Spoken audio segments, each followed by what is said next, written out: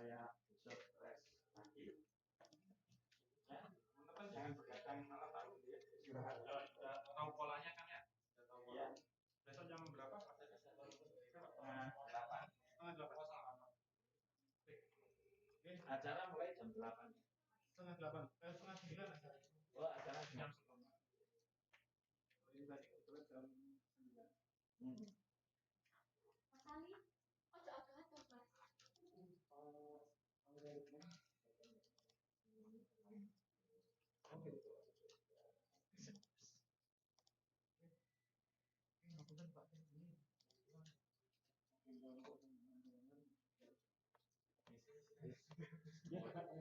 Oke, teman-teman, ini saya menyambung dari Pak D. Kalau sudah silahkan programnya di close karena kita akan di ruangan ini akan digunakan oleh tim 3-in-1 publik.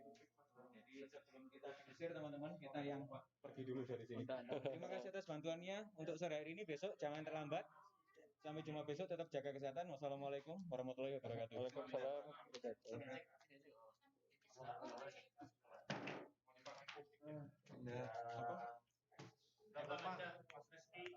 Ini yang ngurusin UBS-nya siapa?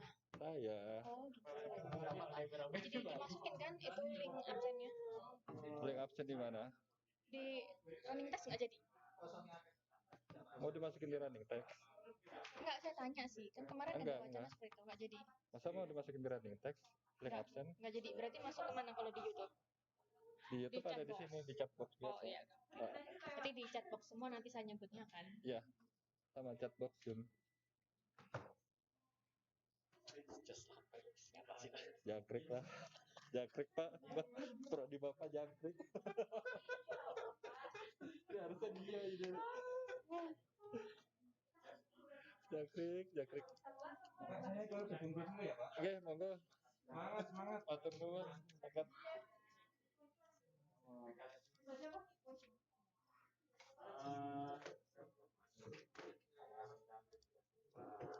Makasih ya, Mina ya, semua ya. Mina.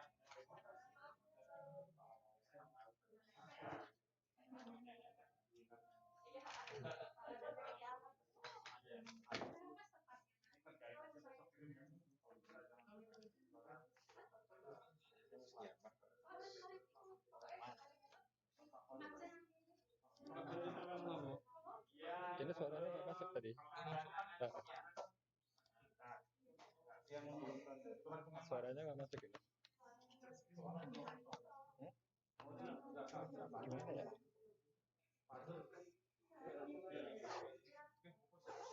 Ini mau ke Zoom-nya ini, Pak. Zoom ini. Ini mau apa ke YouTube apa gimana? Ke YouTube. YouTube-nya udah. Mixernya belum ada ya. Atau harus Iya, diaktifin? diaktifin ini, Pak. Harus diaktifin. Iya. Soalnya kan sama ini juga, kan ini nembaknya ke OBS. Nah, ini kalau nanti tinggal ini, Pak. Ke OBS kamera ini buat ngitupin virtual kameranya. Nah, ini tadi tampilan OBS di sini. Iya. Oke. Terus Nggak perlu itu kamera nggak? Yang lalu penting suara aja. oh ya, suara ini kita standarin aja Pak ya. Pakai ini. Nah, untuk YouTube-nya itu bisa masuk ya? Nggak masuk tambah itu, nggak masuk YouTube Nggak keluar di Nggak keluar di YouTube. mixernya YouTube. ambil mixernya. Duduk aja. Iya Pak.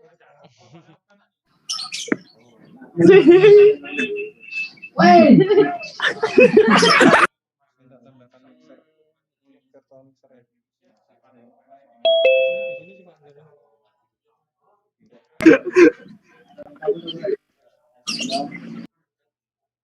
Ya, sama-sama Mas. Cari makasih Pak. Jadi depannya di siapa yang mau kasih? Austin. Nggak keluar ya? Iya Pak. Ini ada yang ikut rapat iPhone Publik lancar ya. Ya, siap. Ini saya di bagian Zoom, Mas. isinya orang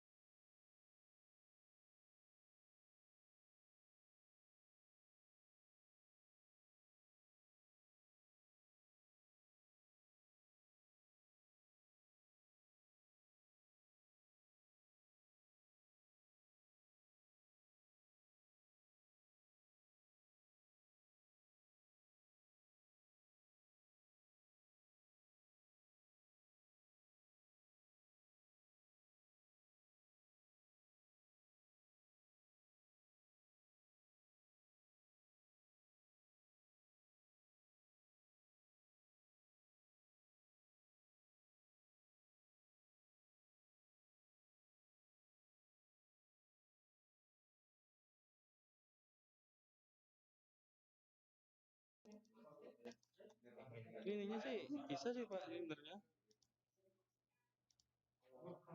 Nggak suara dari sini kan maksudnya kan? Iya. Enggak, ini suara dari ini zoomnya. Yakin? Yakin. Misalnya ini loh keluar Pak. Ini soalnya kita kan Bukan suara dari teman-teman di sini. bukan. Coba ya. Coba ya.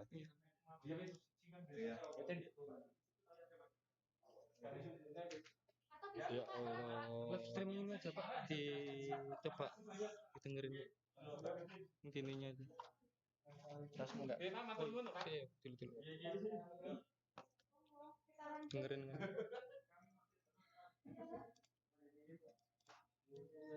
Bukan Pak soalnya. Ini kan soalnya Biasanya speednya di sini Pak. Kayaknya suara di sini Mas. di sini. Bukan di sini. Bisa pakai langsung. Mau bisa sini atau oh sini ya. Sudah pakai line ini soalnya Pak. Pak, suara di sini. Suara di sini. Suara di sini. Kan sedang. Oh, harus dimatikan Pak. Jadi di manage satu-satu. Suaranya pun harus. Ini Sebentar. Ini Mas Hefri dia kok YouTube juga. Saya bingung Mas Hefri. Pak teleponnya dari Pak Yefri dimatikan berarti. Enggak, dia live on YouTube juga, ya udahlah dua-duanya. Mas Hefri dimatikan ah. Pak Hefri tetap jalan pakai YouTube-nya Pak Hefri kan? Enggak. Ini dia bikin pakai Prodi ini. Oh, yang sudah sama saya. Heeh. Ini nih kalau apa ya? Itu settingnya di sini loh. Gimana? Ini link YouTube-nya udah kesebar kan? Belum. Terus gimana kalau yang mau nonton lewat itu? Saya share. Sekarang lagi mau masukin output suaranya aja ini. Oh. Ini mungkin.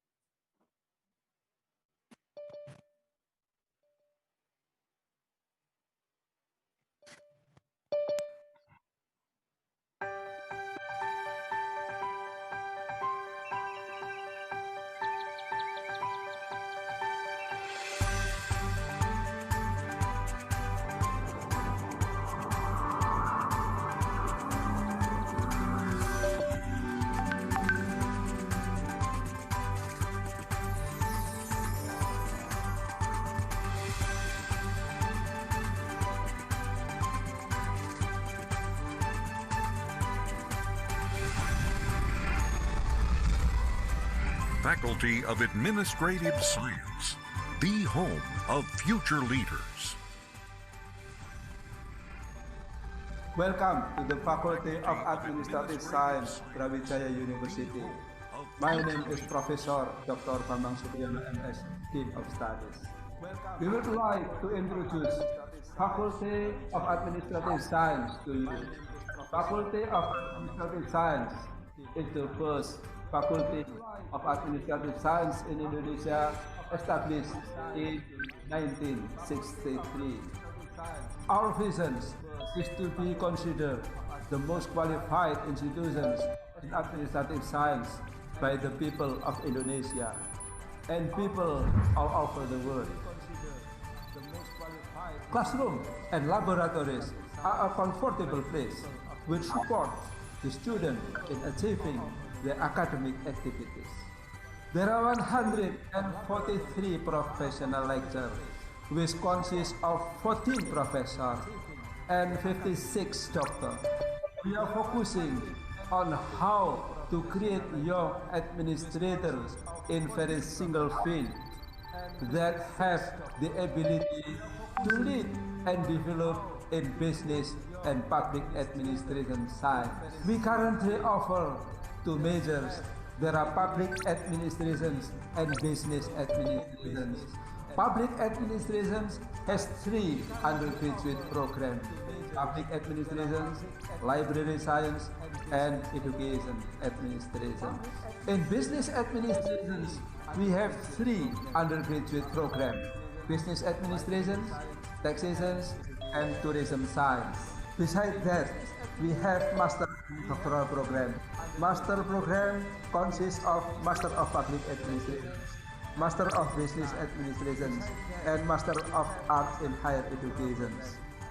For doctoral program of Administrative Science, we have Doctor of Public Administration and Doctor for Business Administration.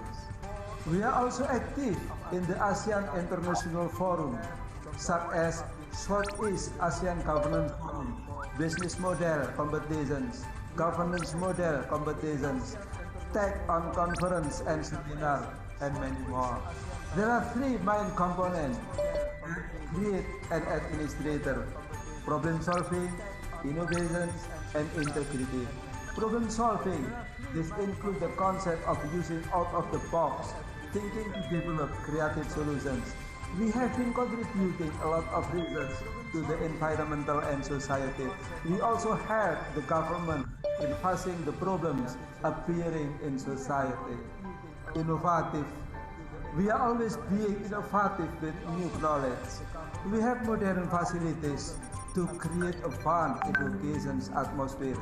Students will be trying to learn new subjects with interactive process anywhere and anytime. Integrity.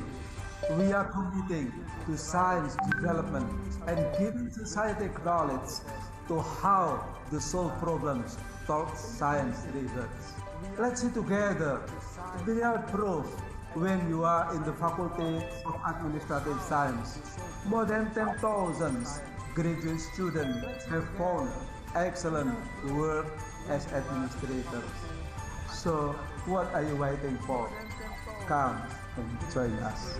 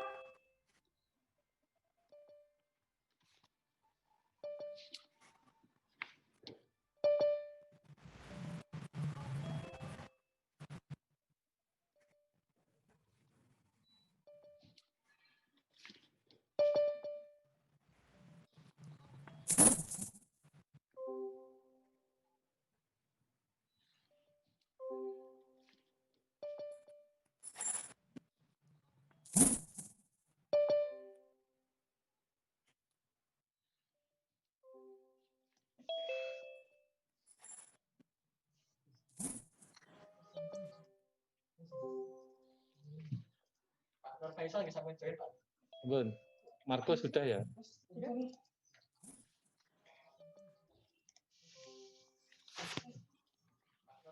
Can we start? Bun, Marco sudah ya? Okay then. Okay, please.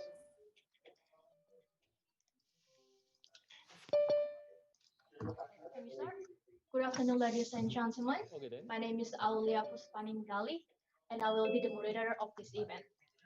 First of all, it's my pleasure to welcome you all here in the Zoom meeting room and YouTube streaming this afternoon. And I will be the moderator of this event. First of all, it's my pleasure to welcome you all here in the Zoom meeting room. I hope and YouTube streaming this afternoon. And I will be the moderator of this event. First of all, it's my pleasure to welcome you all here in the Zoom meeting. I hope and YouTube streaming this afternoon. And I will be the moderator. Okay. Oh, okay. Okay, let's start over again. I'm sorry. Good afternoon, ladies and gentlemen. My name is Aulia Puspaningali, and I will be the moderator of this event. First of all, it's my pleasure to welcome you all here in the Zoom meeting room and YouTube streaming this afternoon. I hope you are in the best condition, especially in the middle of COVID-19 pandemic. I would like to thank you to Dean of Faculty of Administrative Science, Professor Bambang Supriyono, Vice Deans of Faculty of Administrative Science, Assistant Professor Yusri Abdillah, PhD, Associate Professor Dr. Hamidah Hayati Utami, and Assistant Professor Dr. Muhammad Rozikin. Head of Department of Public Administration, Associate Professor Andi Fefta Wijaya, PhD, all of faculty members, and all of the audience for joining this event. The topic of this online course is Public Finance and Fiscal Policy. The course will be delivered by guest speakers that have joined us today. They are, the first one is Associate Professor Marco Brunazzo from Trento University, Italy. Buongiorno, Professor Brunazzo. Second one, Mr. Nur Faisal Ahmad, PhD, from Ministry of Finance, Republic of Indonesia. Nice to see you, Mr. Nur Faisal. And the third one is Assistant Professor Fadilah Amin, PhD, from Universitas Brawijaya. Nice to see you, Prof. Amin. Ladies and gentlemen, at this time, I would like to invite the Head of Public Administration Study Program, who serves as the host of this event, to give welcome remarks. Please welcome Assistant Professor Fadilah Amin, PhD. Prof. Fadilah Amin, the time is yours. Thank you very much, Ms. Aulia. Good afternoon, everyone. Assalamualaikum warahmatullahi wabarakatuh. Thank you very much.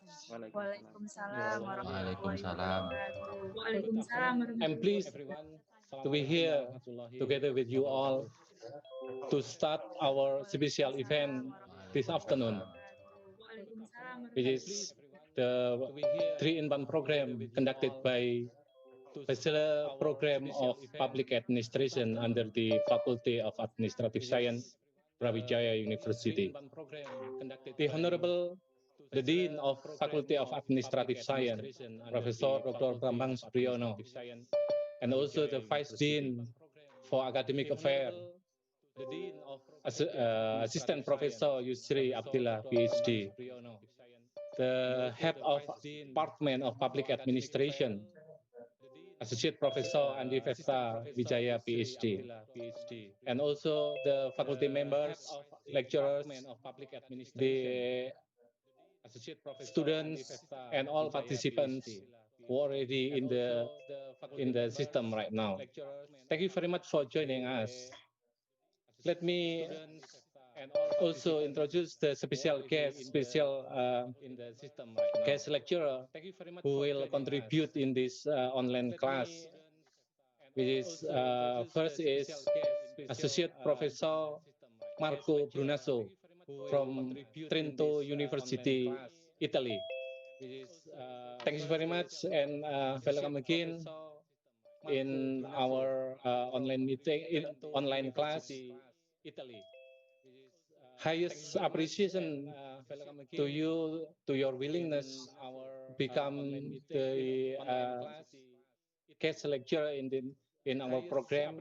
Hopefully, your contribution will be significantly give us and give our students something very beneficial, both for the current condition and the particularly in the future, and also for Dr. Nur Faisal Ahmad, PhD, from the Ministry of Finance, Republic of Indonesia,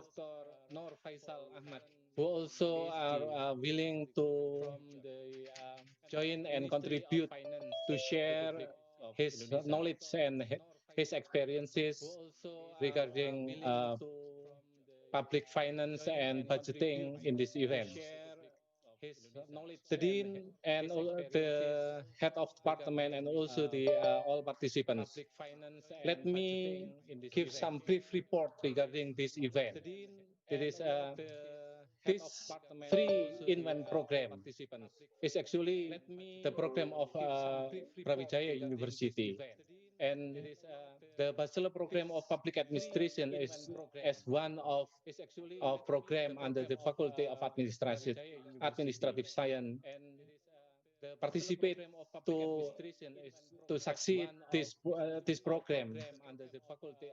And in detail, I can brief report to all participants at the moment that is this 3-in-1 program will take time 5 days from today to Friday.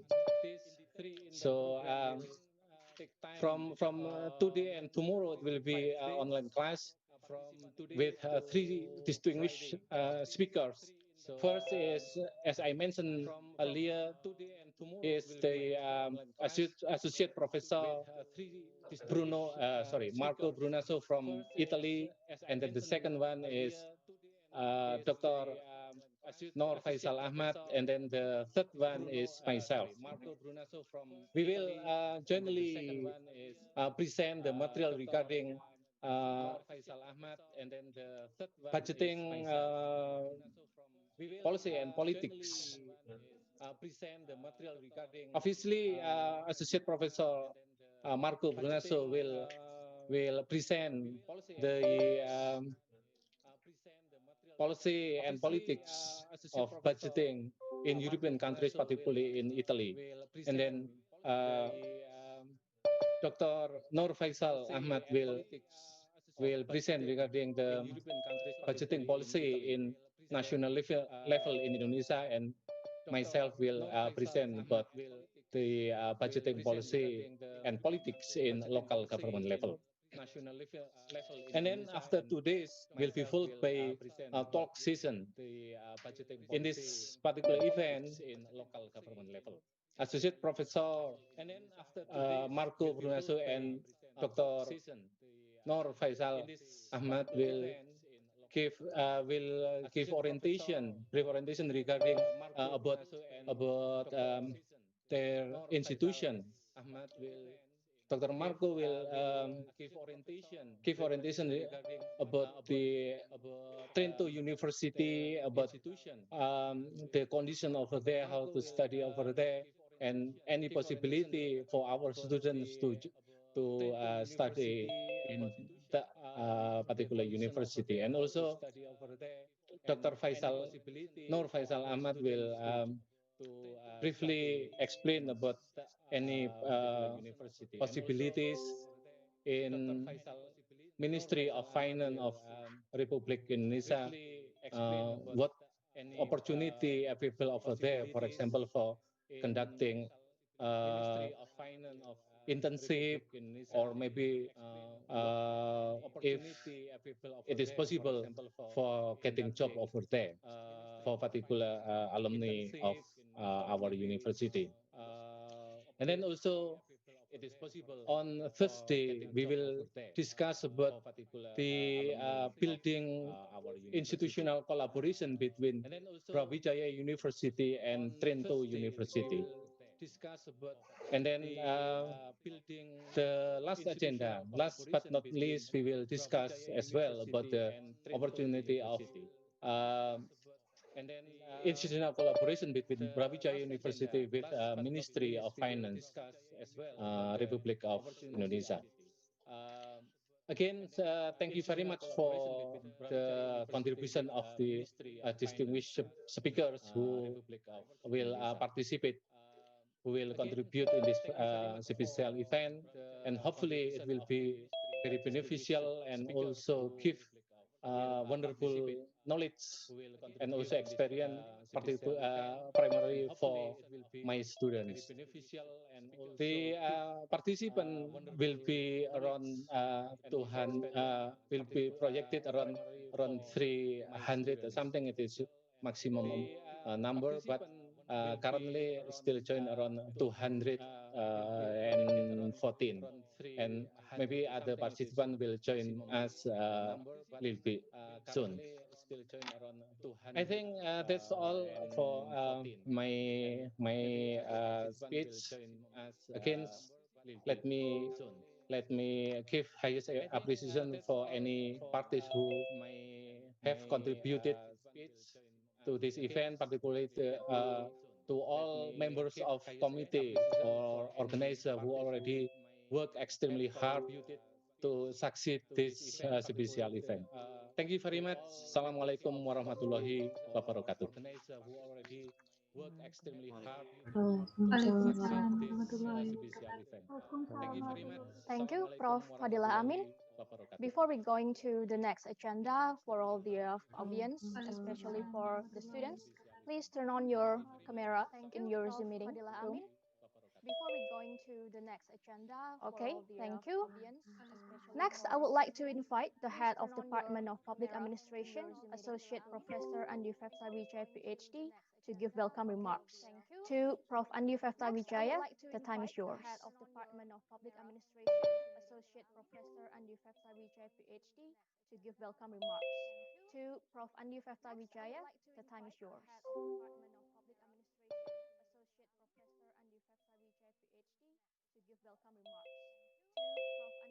Prof. Andi Fefta,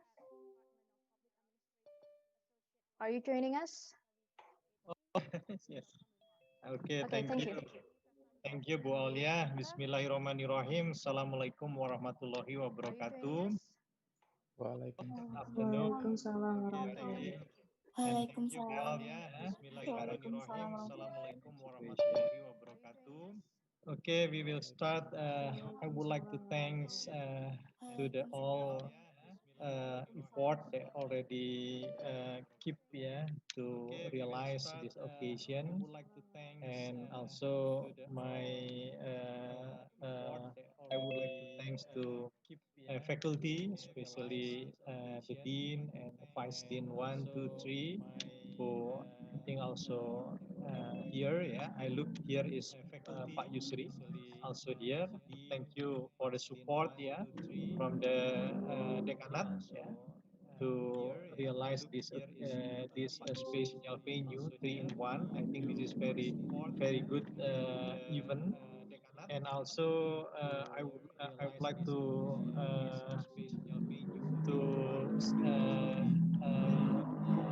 say thanks, especially for honorable guest, Professor Associate Professor Marco Brunaso.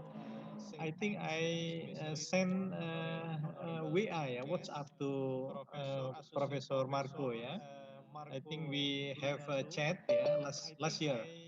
Some that we want to do something together last year, but now we can realize this year some of 3-in-1 program by learning system. Thank you very much. You welcome to Brawijaya University and my faculty of Administrative Science.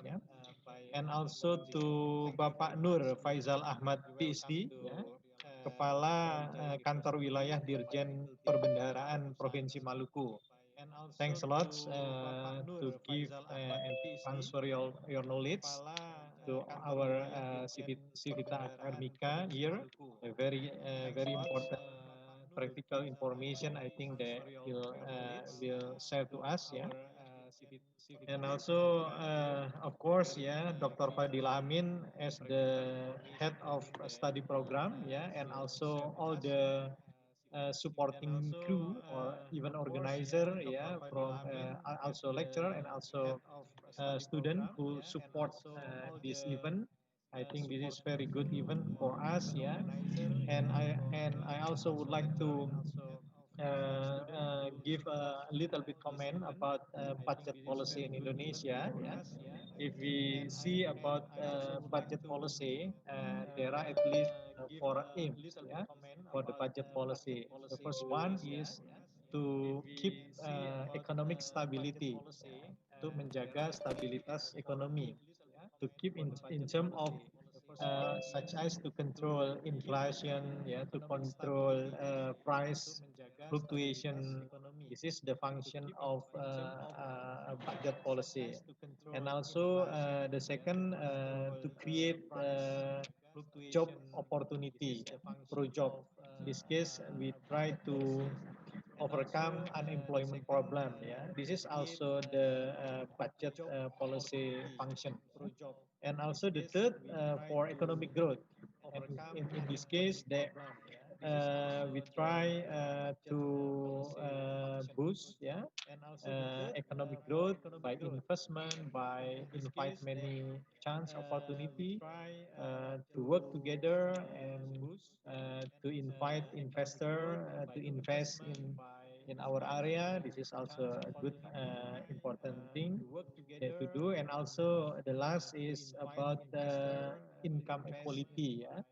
Dalam hal ini adalah keadilan dan pemerataan pendapatan. Usually we look to the index like index Gini or index Williamson is to see the level of pemerataan pendapatan, income equality in certain area, ya.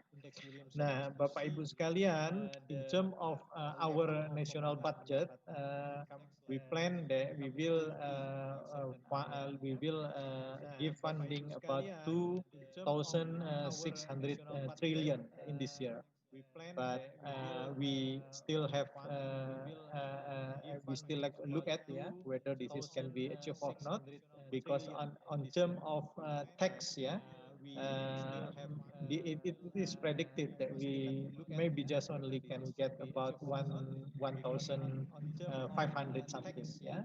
I think more or less, yeah. This is the kemampuan, ya, capacity of kita mendapatkan tax, ya. So I think still a big gap, ya. So from the previous plan, and also as we see now, we have in the epidemic epidemic COVID-19, yeah. And in this case, we also try to give stimulus about 700 trillion to handle COVID-19 and also for national economic recovery. But until October, just only 40% of the budget has been distributed. This is also the big issue. So it means only about 3 trillion just executed. And also, last Saturday, I was interviewed by a national newspaper, yeah, Koran Jakarta, and I give a comment in the newspaper about lack of target distribution in the industry in allocating the budget, yeah, especially for the target group, and many people who deserve to get the budget, but in fact they are not get it. They are not getting it. So it's mean that I think still many homework here. Budget policy is very important issue, I think, and this is very good topic. I think public administration study program. I think this is a very good important issue, and this is catching eye, yeah? Eye catching, yeah, this topic, and this is also very urgent in this moment. So, Bapak dan Ibu sekalian dan adik-adik anak-anakku, ya, please have a good time here. we have expert ya, tidak hanya from academician ya, dan juga practitioner ya. This is very good moment for you, and then please let you ask anything that you want to know about this, and this is I think very important discussion that you can have during your study time here.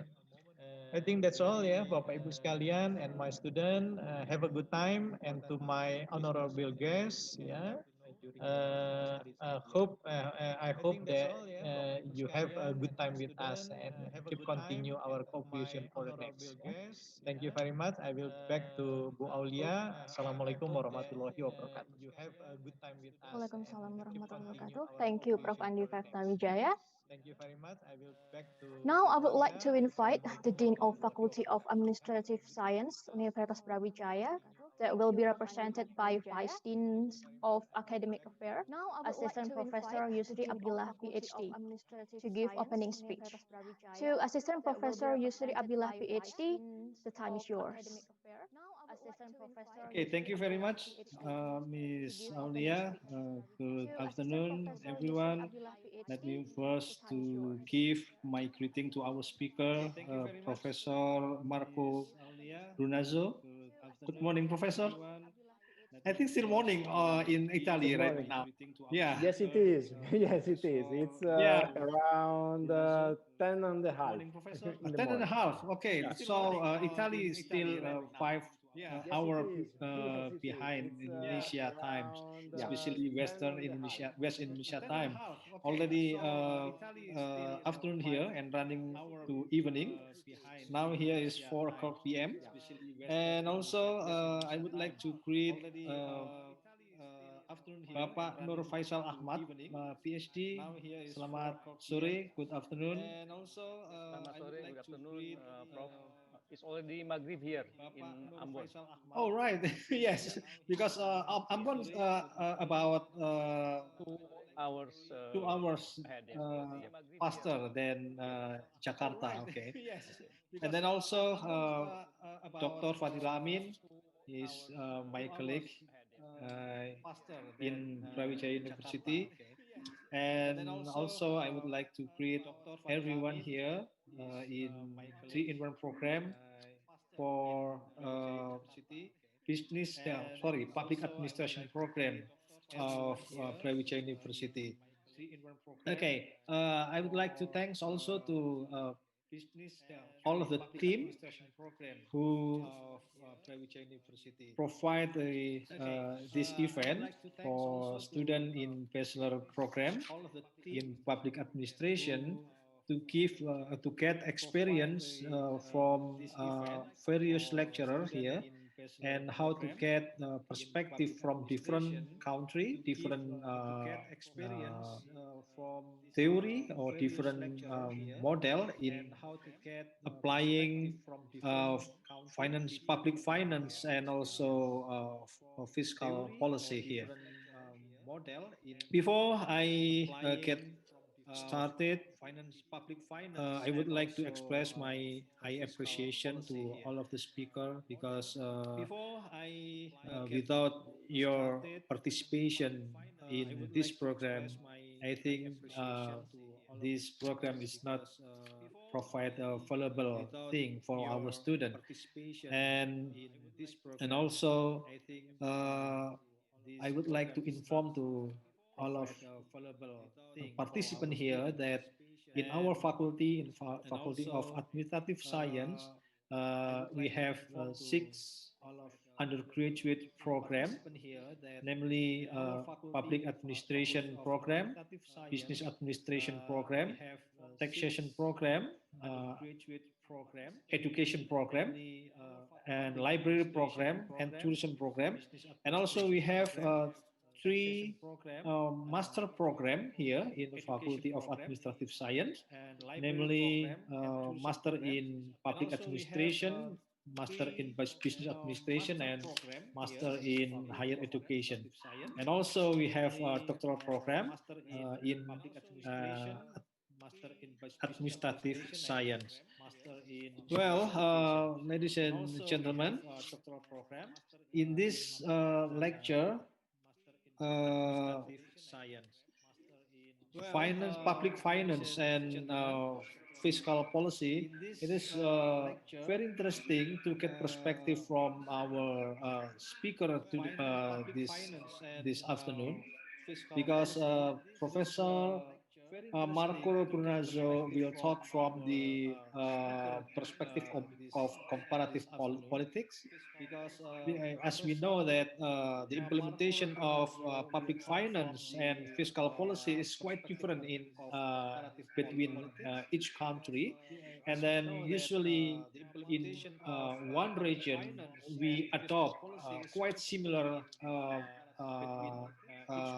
what is quite similar policy in fiscal and public finance. For example, if in Indonesia, here in Indonesia, we adopt a model of accounting. So many company in Malaysia, Philippines, and Singapore also adopt the same thing, because we are in the what do you call this one region, which is we have a collaboration one to each other intensively in trade and also in governmental policy. So from the perspective of practice, we have Mr. Dr. Nur Faisal Ahmad, who is staff from Ministry of Finance, and I think from his perspective we can learn many things about finance policy, because now he is in Maluku. He is in his position as Treasury in Directorate General in the province of Maluku. So, and the third speaker here, Professor Assistant Professor Fadila Amin, PhD, he will talk about how to manage public finance, and then I hope students can get perspective from two countries, from Indonesia and from Italia. So it will be reach their perspective in getting knowledge about financial, public financial and fiscal policy. Okay, this lecture will be conducted in 2 or 3 days. Our university has a program like this program, 3-in-1 program, which is invite a speaker or professor from abroad, and collaborate with practitioners from Indonesia, and also lecture from our university ourselves. So as the time is very limited, I would like not I would not like to take much of the time, and I hope this lecture and this discussion will provide more and uh, more big impact of our perspective in studying public administration, more particularly about public finance and fiscal policy. Okay, that's what I can give in this opening speech. Again, thank you very much for Professor Marco Rupunarzo for having here with us. I hope we will get a lot of things from your experience in Italia, or maybe in Europe, because you also have an expert in European policy politics. So I hope it will give us very insight to learn about politics and public administration. Okay, and also again, thank you very much for Dr. Faisal Ahmad to join us here. I hope you will provide us a lot of practical issue in public finance and fiscal policy in Indonesia. Okay, thank you very much again for everyone here, and I hope this discussion and this lecture will give us more knowledge to develop our capability and capacity in develop the better world. Thank you very much.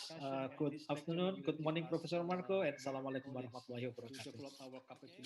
Waalaikumsalam warahmatullahi wabarakatuh. Thank you, Prof. Yusri Abdullah. Now let's start the main session of our event today. Today we'll talk about public finance and fiscal policy in Europe's and Indonesia's perspectives. There are three main topics that will be delivered by our speakers today: budgeting policy in European countries, budgeting policy in Indonesia, and problematics and challenges policy implementation in Indonesia. Before I invite the speakers to share their idea, I would like to mention some information for this event. Please press raise hand button if you have any questions, and I will call you when question and answer session have started. Or you can write down your question in the chat box, and I will read your question to the speakers. And for the audience, you can access the attendance form on bit.ly/%C3in1 public. We will share the link in the chat box, so don't worry about it. And this information is for all the speakers. It's of you will have 20 to 25 minutes to deliver your course material. Okay, our first speaker is Associate Professor Marco Brunazzo. He is a lecturer in Department of Sociology and Social Research, University of Trento, Italy. Besides being a lecturer, he is also a reviewer for some international journals and a reviewer for international publisher, Manchester University Press, Routledge. Associate Professor Marco Brunazzo, the time is yours. Thank you very much. Let me share my screen if I can. Thank you very much. No, I cannot see. Let me share. Okay, let me check screen if I can. Thank you very much. No, I cannot see. Let me share. Okay, let me check screen if I can. Okay, can you see the screen? The PowerPoint presentation. Yes, Prof, okay. You can see. Okay, good, perfect. Can see. Okay, thank you. So thank you very much for this very kind invitation to discuss with you about budgeting policy in European countries. Let me thank in particular Professor Yusri Abdullah, Andy Feita, Winyang, and Fadila Amin for having organized this online meeting. I was very happy to accept this invitation. Maybe I have to explain why I'm here and there. Some months ago, before this COVID-19 crisis, I met Dr. Ali Maskur in Thailand, in Bang Seng at Burapha University, and we started to talk about possible cooperations between our universities. Yeah, after a first attempt of collaboration some months ago, this is the first real opportunity we have to share our idea, to know each other better. I am not sure I will be able to answer to all the questions you have raised in the presentation. First of all, because of time constraint, I have 20-25 minutes, and you raised many questions. So for sure I won't be able to cope with all of them in the presentation, maybe in the discussion. Secondly, I am not an economist. I am a political scientist, and this is different. I mean, because I cannot do the economist, I can only speak about what I know better, politics. So what I will try to do in this brief presentation is to mainly to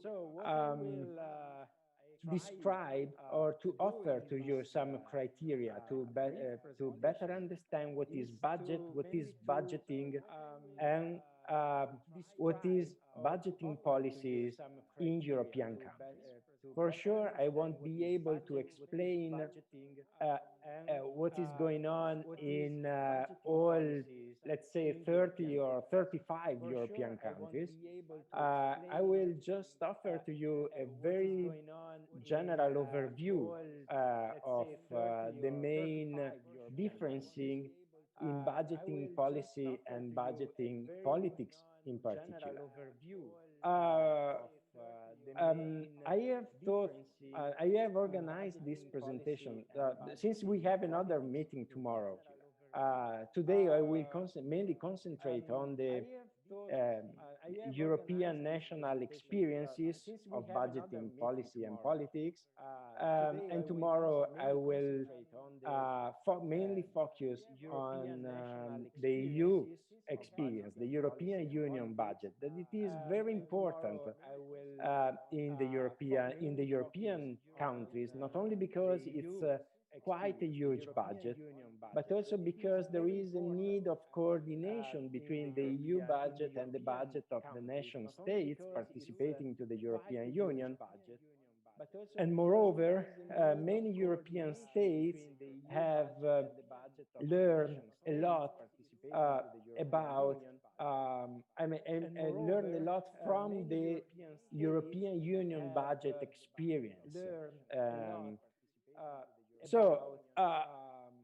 If you don't see any data today, you will see data tomorrow when I will go deeper in the presentation on the EU budget and EU budgetary policy at European level, at European Union level.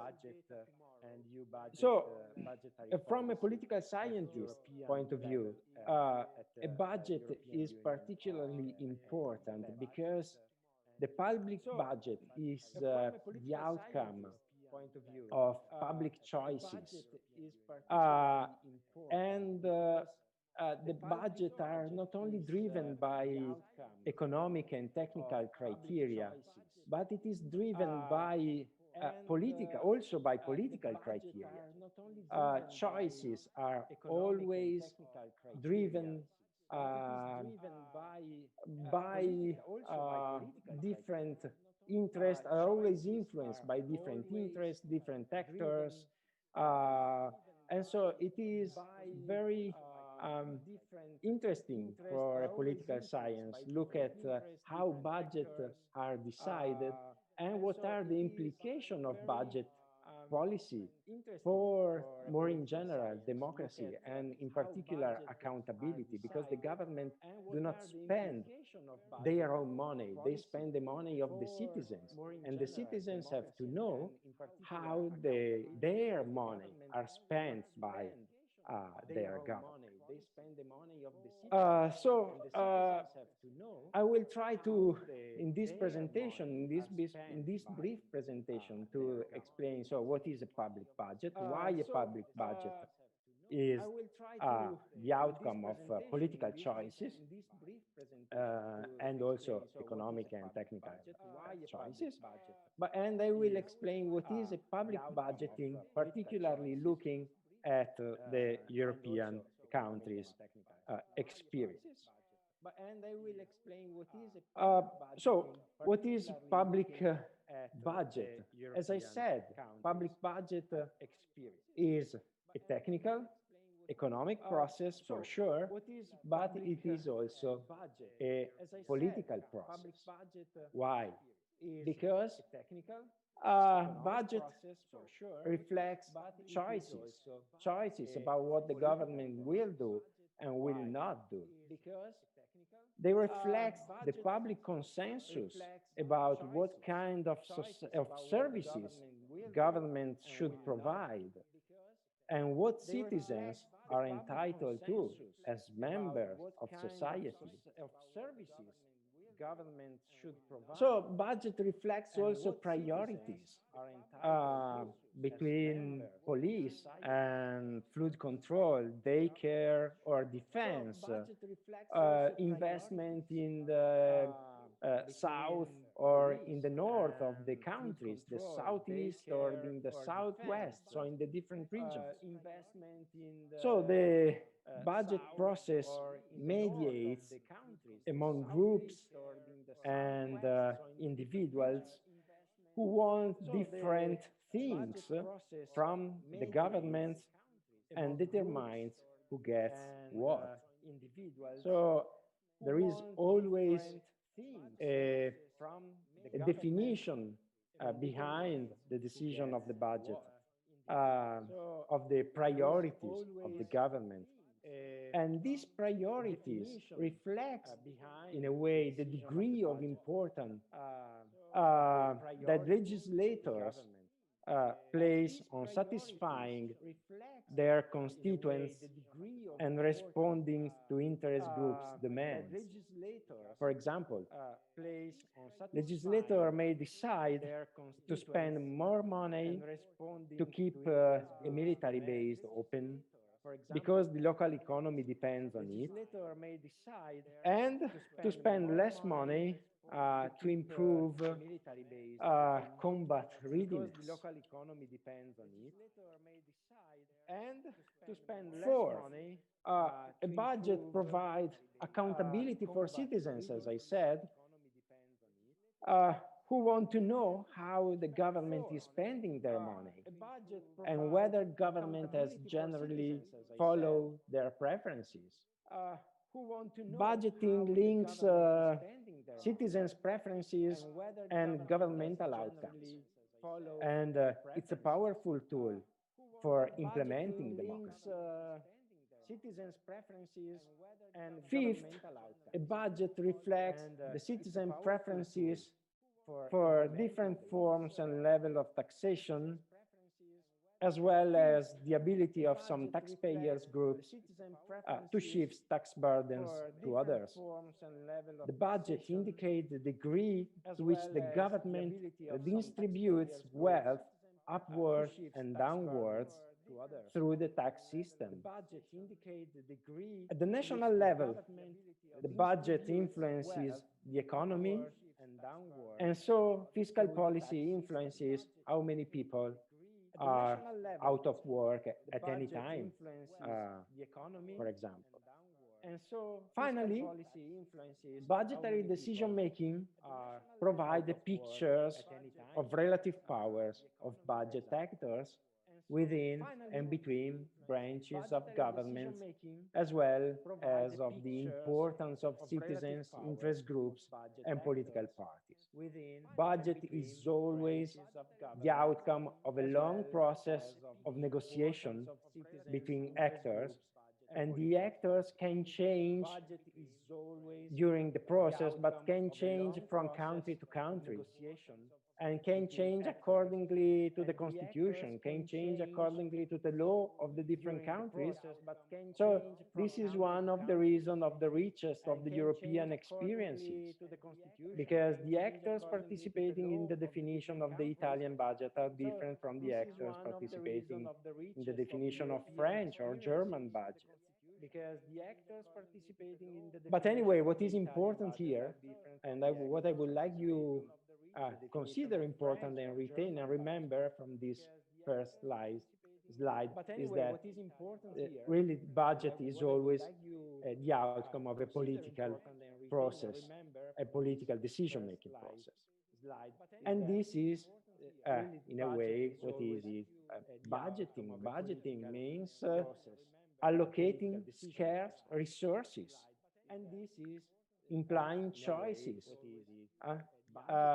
Budgeting implies a balance between revenues and expenditures and between the different interests of the actors involved in the process. Budgeting is important because of the specific decision policy of the specific policy decisions it reflects. Decisions about the scope of the governments, the distribution of wealth, the openness of government to interest groups, and the accountability of government to the public at large. And the essence of budgeting is that it's about allocating scarce resources. And this is why also everyone in day-by-day life always budget. Just to make an example, a child makes a budget, a plan for spending, balancing revenues and expenditure when she decides to spend money on a marshmallow rabbit rather than a chocolate one, assuming she has no money for both marshmallows and chocolate, but just for one item. And sometimes budget compare is the process, it's the outcome of a comparison of comparable things. More often, it's a comparison between different and uncomparable things. So, for example, a government has to decide if it is better to invest in defense or in schools.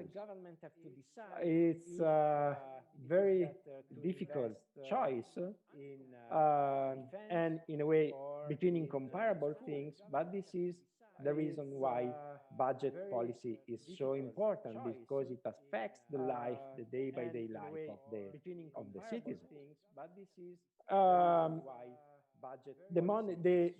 This comparison is important because the resources are scarce, are limited, and the government cannot accommodate every interest, every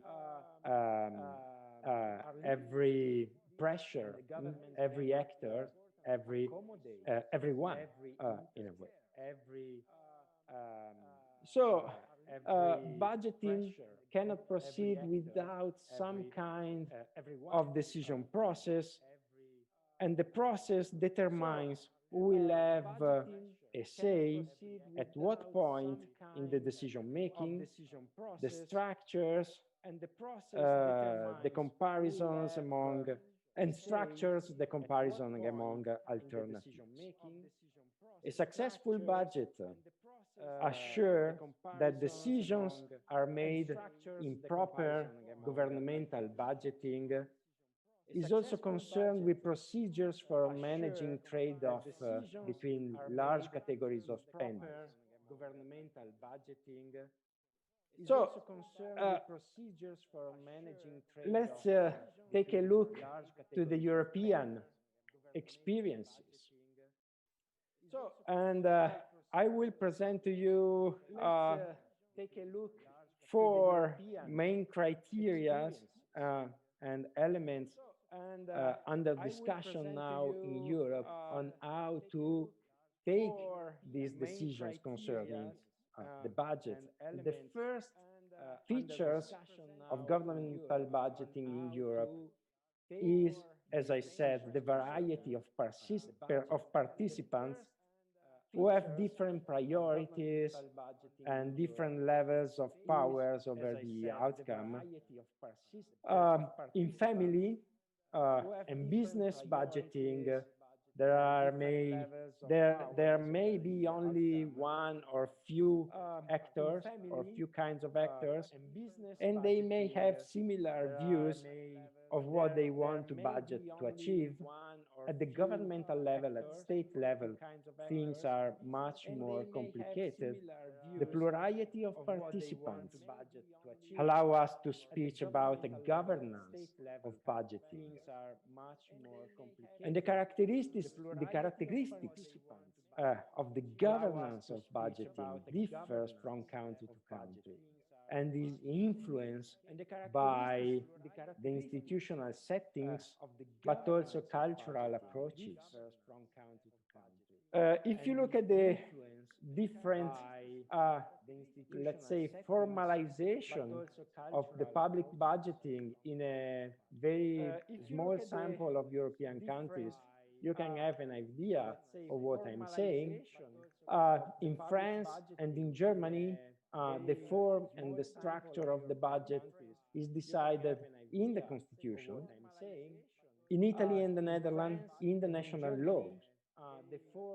At the same time, the roles and responsibilities of the executive and of the legislature can vary in the different member states, and the legal source can be different.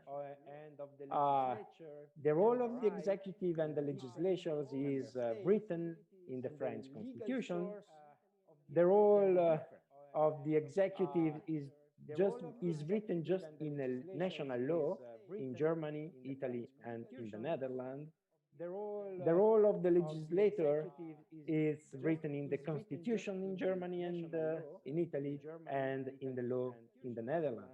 So here you can see that there is a different degree of formalization that in a way can reflect also a different degree of centralization of the policy-making process that is maximum in France and less centralized in Germany, in Italy, and in the Netherlands. A second feature where there is more uniformity is in the role of the central budget authority. In many European countries, the central budget authority, that is to say, the institutions in charge of leading the budget process, and therefore has the capacity to influence the institutional arrangements for budgeting, is the Ministry of Economic and Finance. In Italy, for example, the State General Accounting Department within the Ministry of Economic and Finance is responsible for all the budgeting process together with the presidency of the Council of Ministers, our, let's say, the office of our Prime Minister.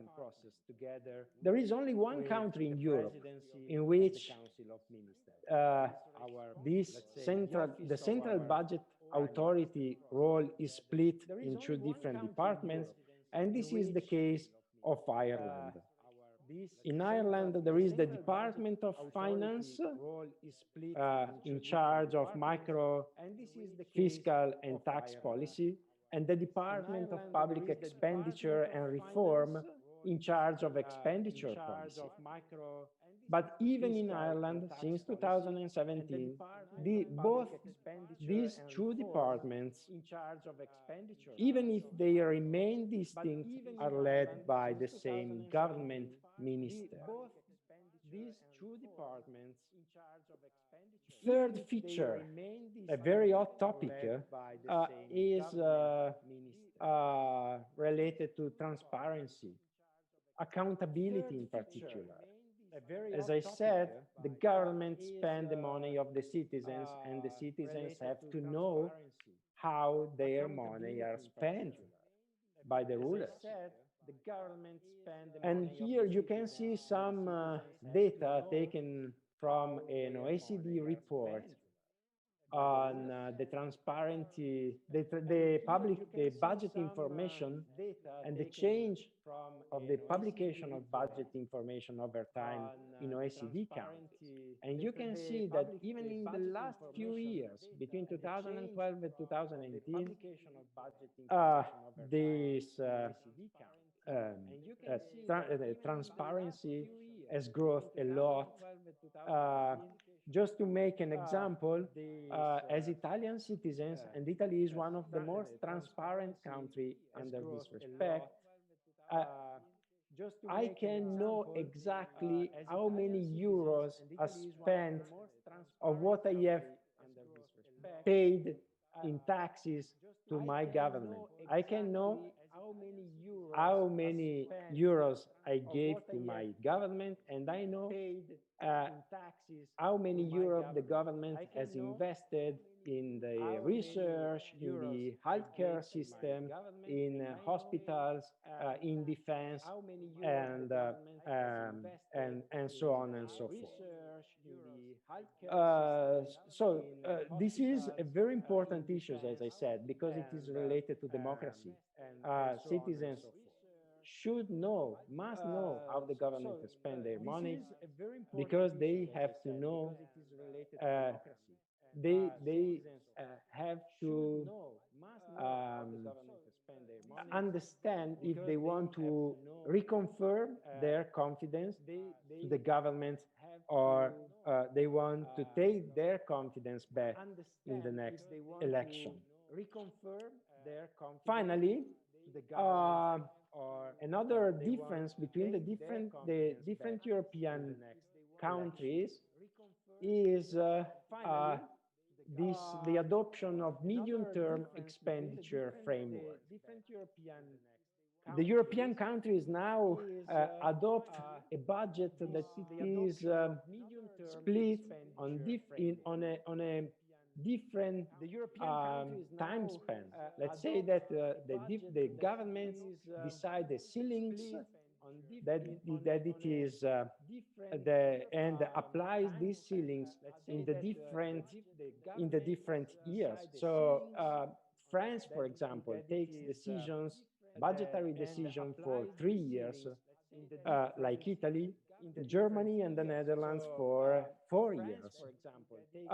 But the government should adapt their budget each year. For example, according if there is a pandemic like a COVID-19 crisis, the government should be able to adapt these ceilings and this medium-term expenditure framework.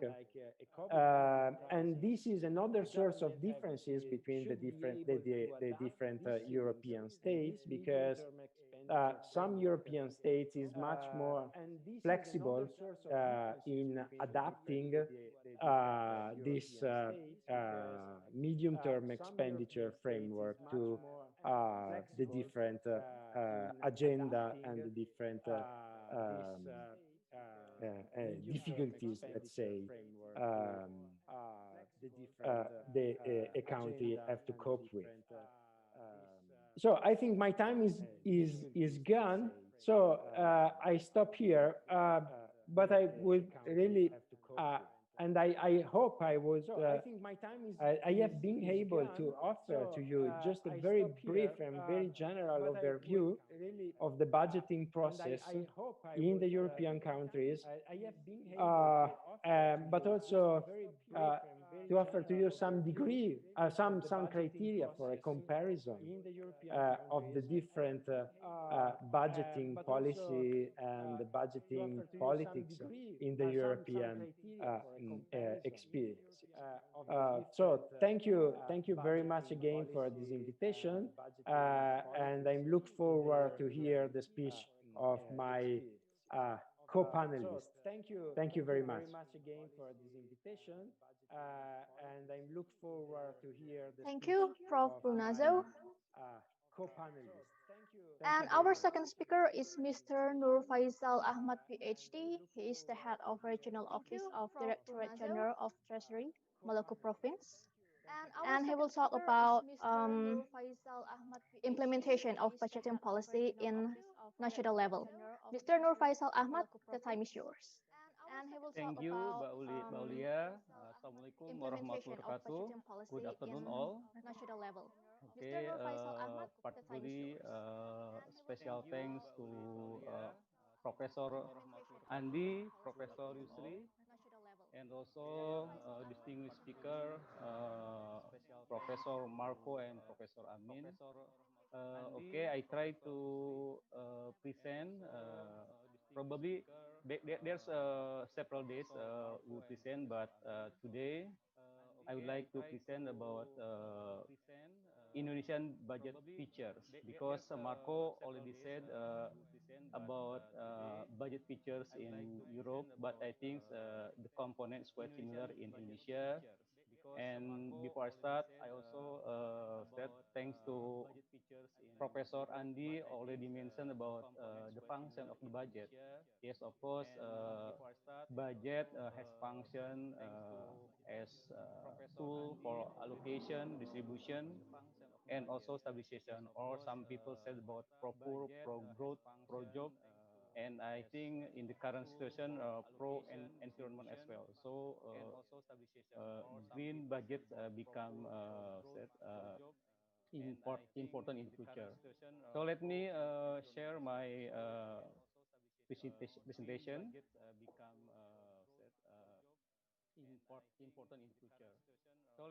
Okay, can you see my presentation? Yep. Yes, I do. Okay, thank you. Uh, Tomorrow I will discuss about how the government respond to government budget respond to pandemic COVID. But today I'll try to explain about Indonesia budget feature because so many student here and focus on budget administration. I think it will be valuable if we know about Indonesian budget feature. As many things explained by Professor Marco, similar with Indonesian situation, we have to know about our budget features. So, of course, we have to know that Indonesian budget, yes, of course, budget years is 1 year. It starts from January the 1st until December 31. It's not only for central government, but also to local government as well. January the 1st until December 31. It's not only for central government, okay, but also yes, it is the first point, and then the second one, you also have to understand that in order to that easier understand, easier to read government budget.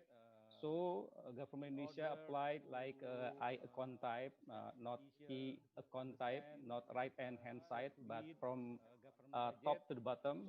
So we present revenues and detail. Revenues can be from taxes, non-taxes, and also from grant. And then in expenditure sides, after revenue, government will present expenditures for central agencies, for state line ministries and agencies, and also including budget for transfer to local governments, including village funds, right, or Indonesia Dana Desa. And of course, we will compare between revenue and expenditure, whether government apply budget deficit or surplus deficit. And then it will be covered, fulfilled by financing instrument, how government fill the gap between revenue and expenditures. And then we have to know also about fiscal rules. Yeah. Because I discussed today in the normal situation, but when we talk about how government respond to COVID-19, of course this fiscal rules is changed a bit. In the normal situation, but when we talk about how government respond to COVID-19, of course this fiscal but Indonesia as mandated by constitution, we allocate 20% for education. It's quite big, right? And then 5% for health. It's also represent like Marco said about public choice. So government try to support education and health as the basic need for the people. And to support local government, 26% of net domestic revenues is transferred for general allocation fund for each local government. And like other European countries, OECD countries, Indonesia also apply some rules that in our budget, we hope that it do not exceed budget deficit more than 3%. It's a normal time. And also government try to maintain that the number, the figure of government debt to GDP is less than 60%. Yeah, currently more or less around 30%. So about budget type, maybe the student have to know also that after reform, government try to do some changes, and then some of them in the budget type. So we apply unified budget, do not segregate between recurrent budget and development budget, all in one process, one document. And then also government applied performance-based budgeting. So not input-based budgeting. So try to focus on output and outcome for the budget is produced. Yeah. It's part of transparency to the people as well, to the people and also to the parliament. And like Professor Marco said, Indonesia also apply medium-term expenditure framework. Maybe the duration in some European countries is more length than Indonesia. Indonesia only apply the proposed budget and then the next two following years of the budget. Yeah. So if we propose 2021, so all bureaucrats present predictive budget for 2022 and 2023. And then we also have to know about the budget classification. So budget is divided between in budget organization unit. So it's like ministries, it agencies, and also using function. It is one of the best practice as well. We try to put allocation based on function and sub-function. You also know that. And then program, because we set program for each line ministries, and then we can see what the outcome of each program, activities under program, and what the outcome, what the output of each activities. Many activities will create set the outcome of the program. And also economic classification, which mean like salary, recurrent wages and salaries, operational expense, and also like capital expense here. And maybe if we discuss about budget, we also have to know about the characteristic. I mean that Indonesia set presidential system, yeah, not primary minister system, and it affect the budget as well. So Indonesia try to apply like yes, the CEO, Chief Executive Officer, is the president, but we set segregation duties between Minister of Finance and Minister and Health of Agency, between COO and COO. So we try to set like check and balance mechanism between COO and COO as well. And although in our law mentioned that we should apply accrual basis, but in current situation, budget still using cash basis and accounting already applied accrual basis. And as part of accountability, like Marco said, to public, to parliament, we have to create a report based on accounting system like budget legislation, balance sheet, cash flow statement, and notes to financial statement. And also, I would like to explain to the student particularly that even though they budget for 1 year, but actually the process of budget it takes 2.5 years in Indonesia. I mean that from planning I think the previous year before the budget execution, and then we take 6 months for accountability report. So it's a long process, but it's part of yes bureaucratic and also political process here. Because in the let's say when we prepare a budget for 2021, so we already discussed here in 2020. So in January we prepare national policy direction and policy development priorities, and then in February March we create budget baseline review and setting, already setting indicative allocation for each line ministries, right? So they can prepare work plan and budget in each line ministries. And also budget, actually there's some fans that why we have to discuss about macroeconomic and main fiscal policies. Yeah, I mean how about economic growth, how about inflation, yeah, how about revenue from oil and etc. We will discuss here, including the government set national work plan here.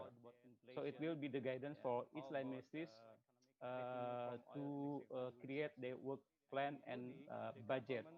So line ministries should follow national work plan. And I said before that we apply a president decree. Actually, national work plan also will follow presidential vision. Yeah. Vision about what he already mentioned in the election period. And then in August, of course, usually in 16 August, President present budget bill and notes to the Parliament. And then we hope that in at the end of October, state budget already be active. Yeah. And then the detail create, and at the end of December, warrant or list of budget execution should be done. And during the year, all line ministries, actually budget is the guidance to all line ministries to do their job in this budget year. And of course, government should report to Parliament. Usually the first semester. After that, present to Parliament about the progress.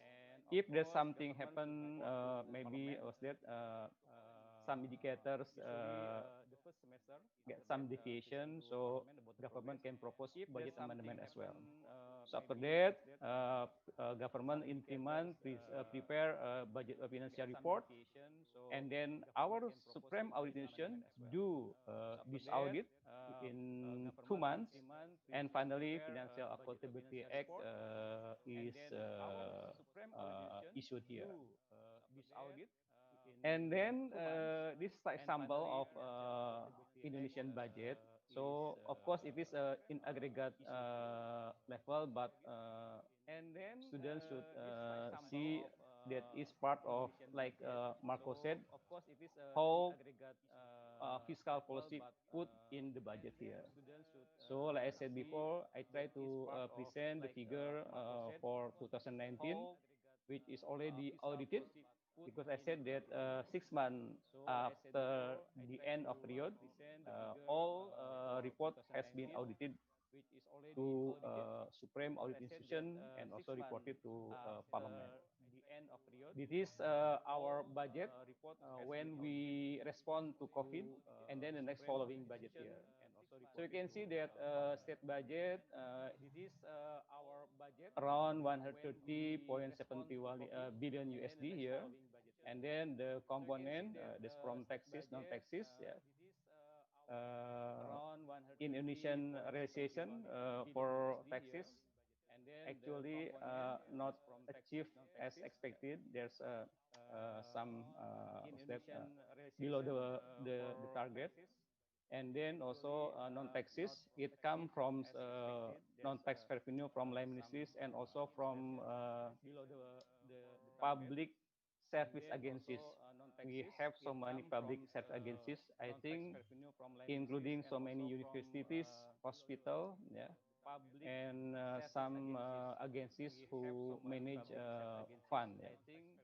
Also a little resource from grant, and then in expenditures, 153.95. So you can see that state revenues is less than expenditures. That's why I create 100 budget deficit for government. You can see that along the year, government apply budget deficit. Yep. And then, like I said before, that it include transfer to local governments, whether for general allocation fund and also specific allocation funds, yeah, and some incentive. And government also not only because level central government, local government, province, and municipal district level, but also in Indonesia we have village as well. So we try to create development from village. Yeah. And you can see that in 2019, like I said before, that fiscal rules less than 3%. 3% actually for central government and local government. And central government, we can achieve 2.2%. Yeah. It is deficit to PDB, and try to create financing 26.8 billion. Of course, it's more than the deficit, but it will be like a saving for the next following years. Okay. Okay, and then I think it's important thing when we read the budget, not only when preparation, but also when the execution and when the budget has been reported and audited. Yeah. And it can create for another policy, for the next policy, what should we do in our budget. You can see that how we manage state financing. There's another issue here, including how we increase state budget here, state revenue here, how we do extensification, intensification of tax will be we see from here, including how we, like Marco said, about policy choice between each line ministries or maybe types of allocation. Yeah, we discussed in central government expenditure, including to local government, a fair state allocation to all local government. And then the next presentation for today, actually, you have to know that government try to set separation of power and check and balances between institution of budget, execution, and also the accountability. So of course, executive will discuss in with parliament when we create budget, but if budget has been executed, we also should report to Supreme Audit Institution here. And even within executive, like I said before, the segregation between CFO and COO. CFO, Chief Financial Officer, will be Minister of Finance, but Chief Operation Officer will be like Ministry Agencies. But we have internal auditor here, BPKP, has role as auditor for line ministry here. And within line ministries, we try to segregate some function financial officer here, but and spending unit. And you have to know that Indonesia also apply like let the manager manage. Real manager will be spending unit here. Yep. Of course, in line ministry also there's Inspector General to see that the implementation in each spending unit. And in each spending unit, there's try to segregate some roles because you learn about administration, uh, become what's that divide several actors, several function about how who will do some commitment, who will do some verification, and then also who will do accounting and reporting as well, including one people who maintain petty cache to support the implementation in each languages. I think that's all the introduction of Indonesian budget feature. So if you need deeply boss permission, yeah, we will discuss later. Maybe that's Mbak Aulia that I can present for today. Thank you. Thank you, Mr. Nur Faisal. Before we go into the third speaker, I would like to remind you to turn on your video. I'm watching you guys, so please turn on your video. And for the attendance form, will be shared in the end of the session. So please stay tuned on this Zoom meeting room. Okay, and let's go into our third speaker. Um, our third speaker is Assistant Professor Fadil Amin, PhD. He is the head of Public Administration Study Program, Universitas Brawijaya. Prof. Fadila Amin, the time is yours. Our third speaker is Assistant Professor Fadil Amin, PhD. He is the head of Public Okay, Administration thank you Study very Program, much, Universitas moderator. Brawijaya. Prof. Fadila Amin, Thank you as well for the previous speakers, Professor Marco and also Dr. Faisal. Moderator, who already shared some material regarding budgeting policy within in Europe and also in Indonesia at the national level. And as I mentioned before, that my material will focus on the budgeting policy. However, it is a little bit difficult, different with what already presented by Dr. Faisal. It is Dr. Faisal's material focus on national level, while my material will be focusing on the local level, local government level anyway. Focus on national level, while my well, so focusing on the local level, local government level anyway. What I want to say, start from the fiscal and budgeting reform in Indonesia. Obviously, it is in local level anyway. So, fiscal and budgeting reform in long time ago, before the centralistic regime under the presidency of Suharto collapse. The centralistic for such long duration, Indonesia applied kind of centralistic system, governance system, which was everything was centrally designed, centrally controlled by national government. And then along with collapse of new order regime, or called Orba in Indonesian language.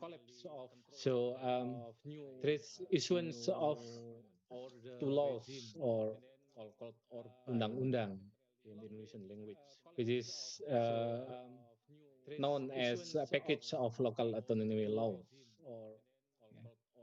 It is about the those two laws is regarding the local government and also the balancing of financial relationship between the central government and local government. Which is this constitution that become the main basic of the implementation of local autonomy in Indonesia. Become the main basic. And then just would like to brief explain regarding the condition before reform, would like to brief, which is in terms of budgeting method, budgeting system, or something like this. At that time, local government in Indonesia applied kind of line item incremental approach, which is without any performance approach, for example, something like this. And also at that time applied kind of annual budgeting, which is budget set up and then evaluated based on annual basis. For the accounting base, for the technical thing support for the budgeting policy at that time, local government in Indonesia applied a single entry and cash basis accounting system, which is, and then now is already replaced by the new system. I will briefly explain as well about the new system applied by local government in Indonesia right now. Well, and then at the time, the allocated budget just focus on spending the allocated budget without any deep consideration what to what aspect the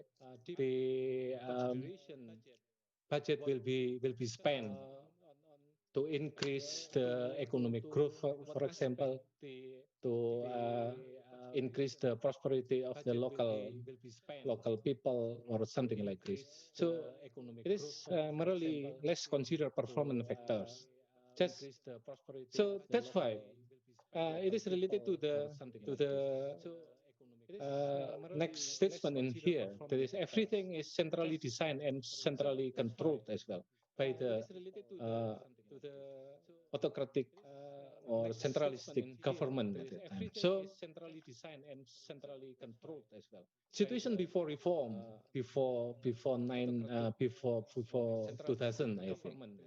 So it was very easy become local government officials in Indonesia because they just implement the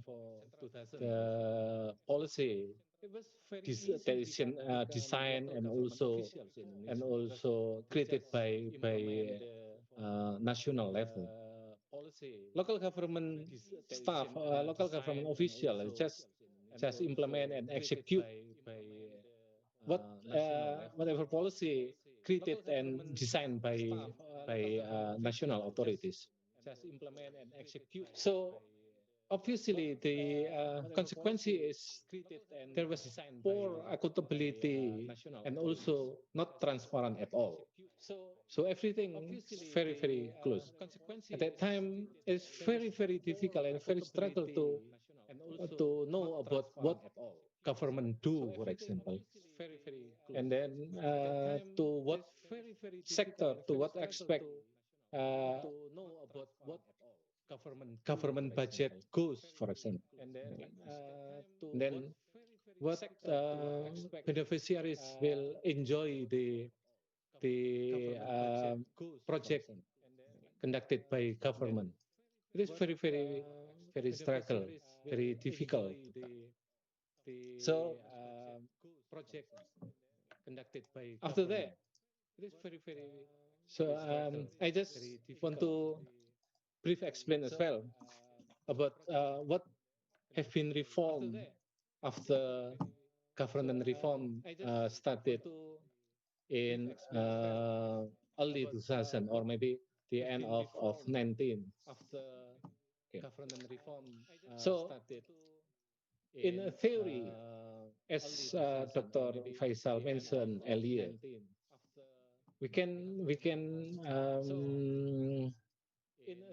see that the budgeting process consists of 4 main stages, including formulation, validation, execution, and supervision and accountability.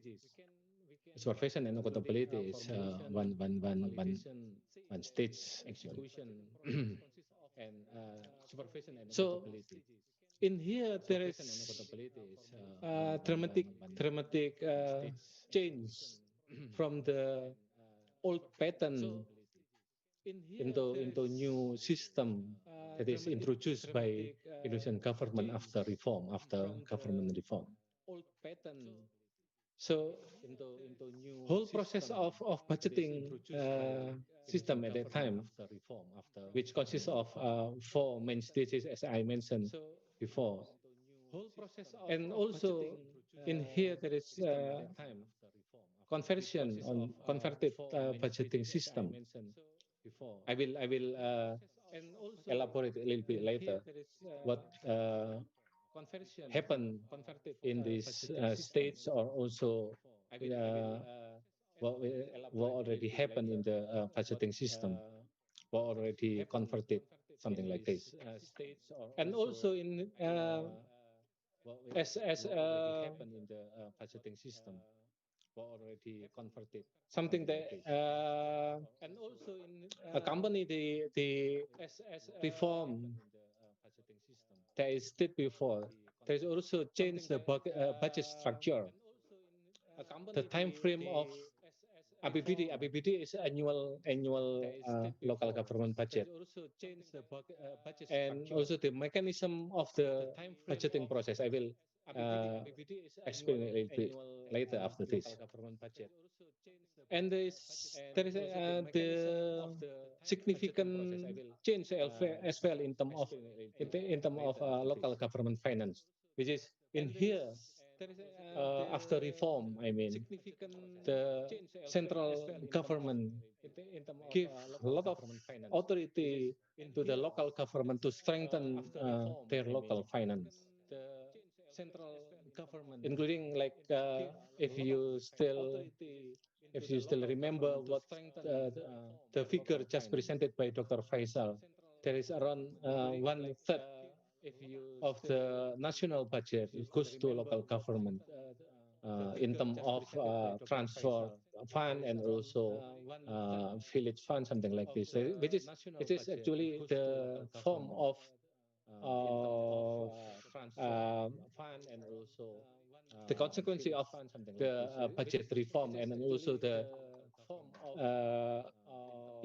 idea initiative to strengthen local government finance. Well, in here I will give you some brief example about the process of budgeting in here, which is I mentioned before. There are 4 main stages in here, consists of formulation, validation, execution, and accountability. For first stage, for example, you can see the detailed process of formulation of budget in here. So first, the local government have to have or have to create long-term development plan, or LTGMD. Long-term development plan. It is valid for the duration of 5 years. Long-term development plan, or LTGMD.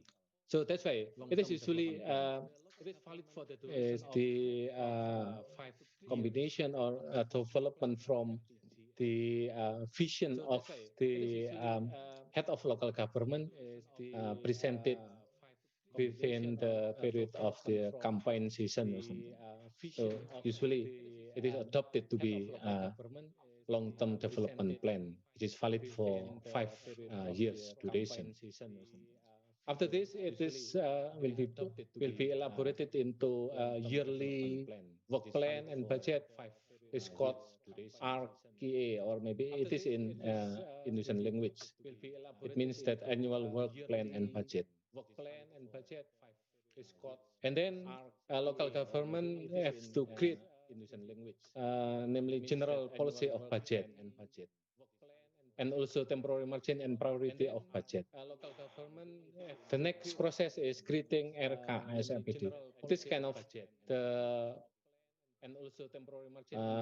plan for work plan and budget for local government bodies. Yeah. After this, they just able to create the draft of annual budget. Sorry, it is not annual budgeting, annual budget.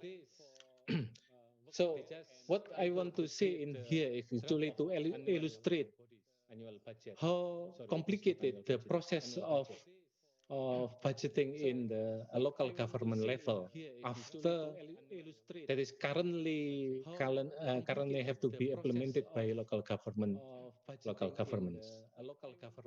This is the routine job, routine tasks that have to be implemented for the local government official. The point what I want to say is about, again, it is completely different compared to situation before reform, which was everything was centrally designed, centrally controlled by national authorities. So the first decade after reform, actually, there are a lot of shock, very shock happens on the local government official, because before they are very convenient, feel relax everything in daily business, because there were no lot of requirements without presenting any performance work or something like this. Suddenly, after reform, lot of things they have to do.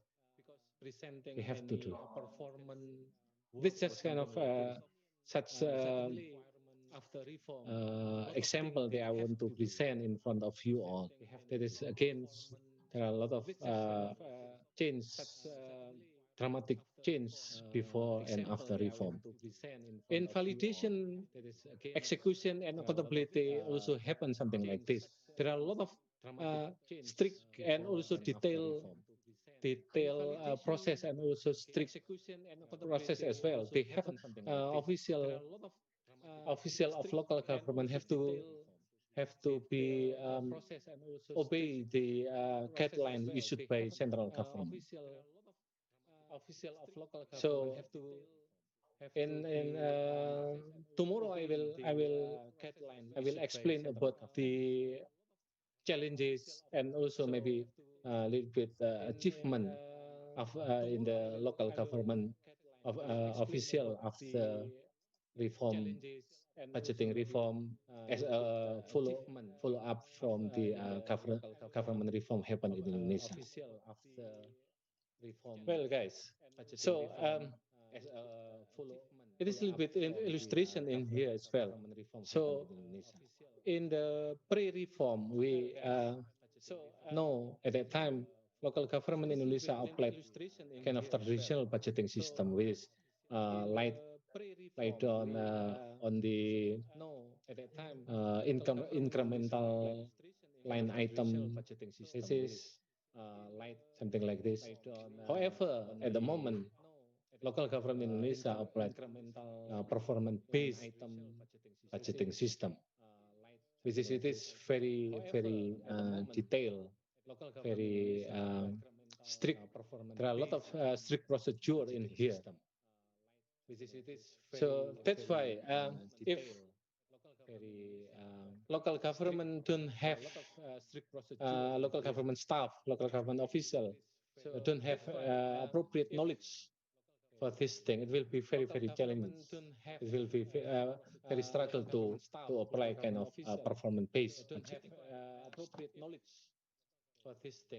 And then let me tell you as well that when I wrote my PhD thesis in Australia under the one of professor in Flinders University, and coincidentally the same supervisor as Dr. Faisal.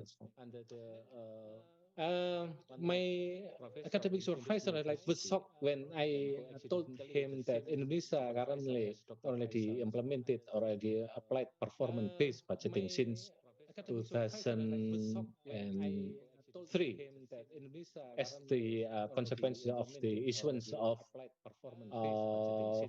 law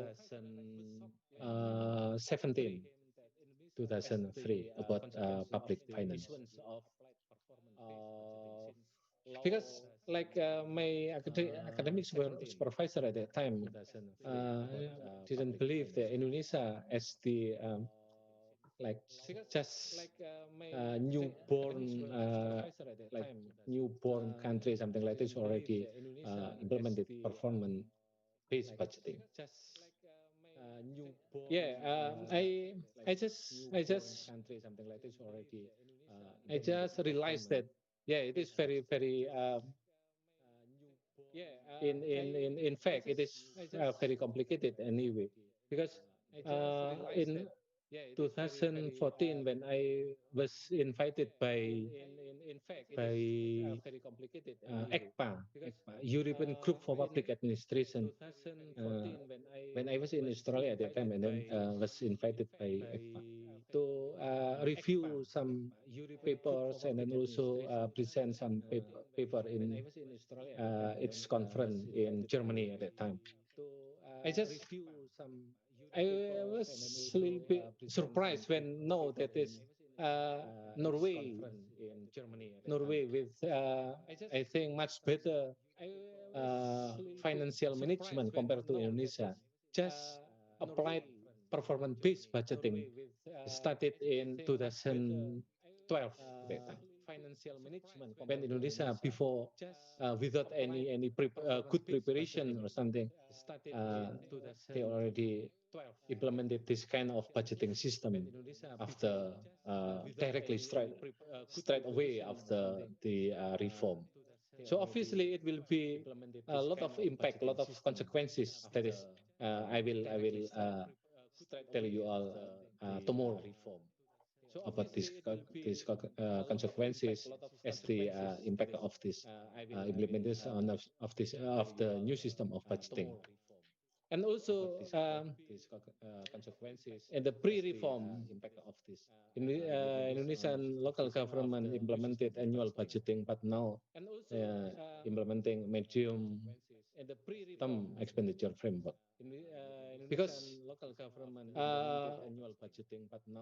maybe before Indonesia got reform,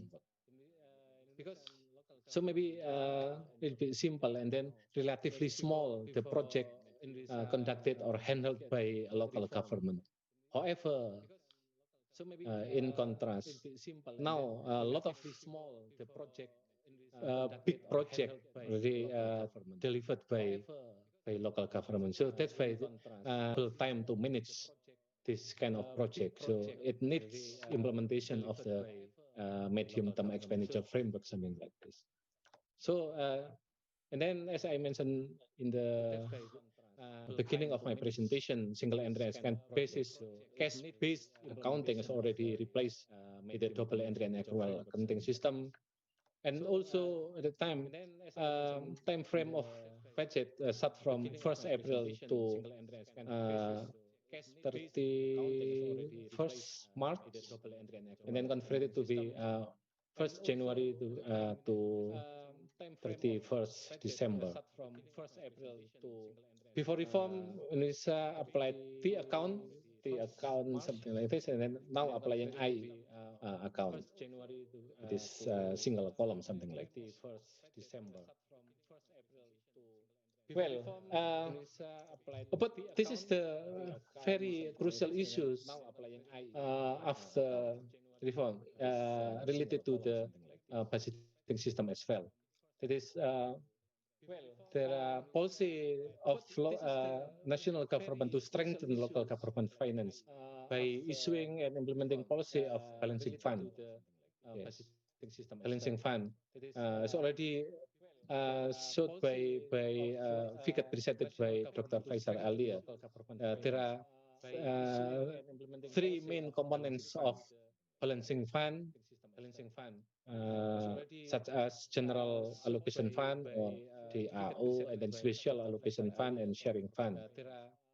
It is actually very very important for local government to finance their any expenditure, because on local revenue or revenue rise from local government itself is very low percentage. So that's why the role of fund transferred by local government is very essential. So with this scheme, uh, local government is a little bit powerful now. Even though even though in average maybe still below 20%, the revenue come from local government themselves. However, it is much better compared to before reform. And also there is improvement in terms of taxing power for local government, because now a lot of tax which was belong to national government, and then daily what is it converted to be local government tax, like uh, building and land tax or something. Is previously belonged to central government, and then now delegated to given to the local government. And also in here,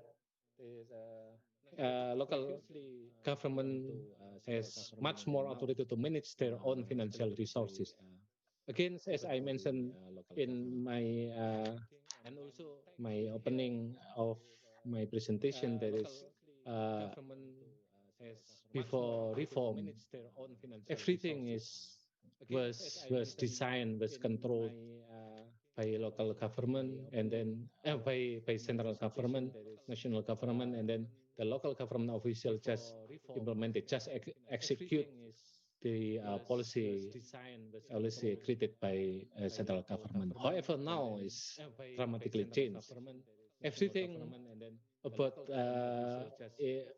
something that they will do in local government is fully, completely under the authority of local government themselves.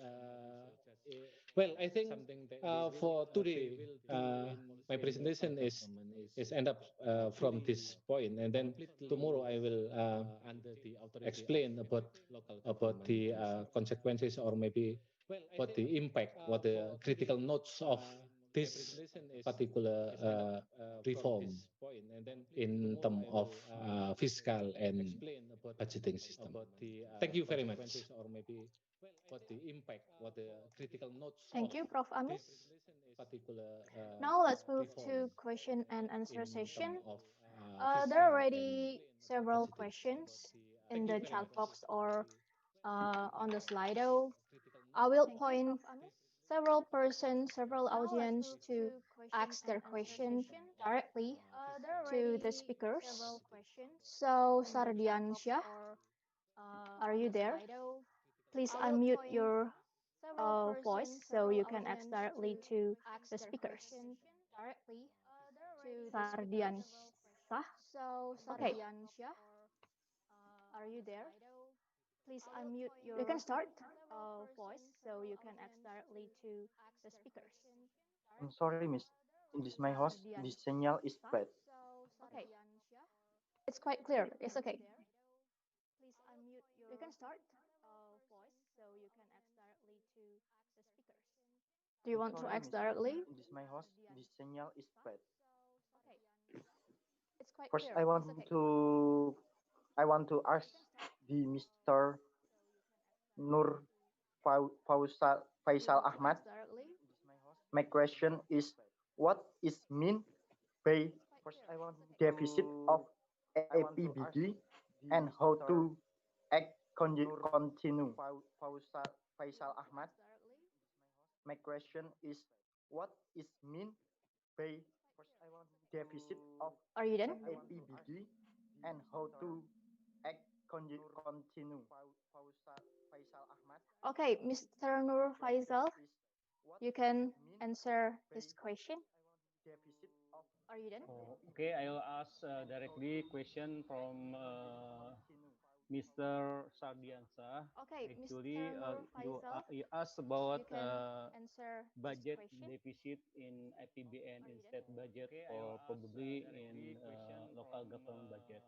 So it means that Okay, if we compare between revenues and expenditure, so that's why some try to apply balanced budget. Some countries try to set maybe surplus budget and deficit budget.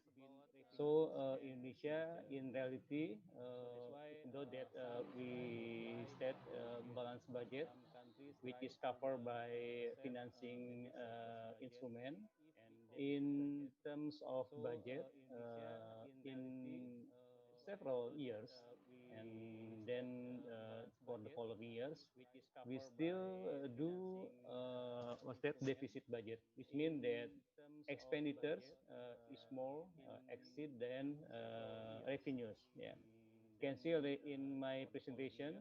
There's the diagram of how much money, whether in accountability reports and also budget bill, you can see that revenues is greater,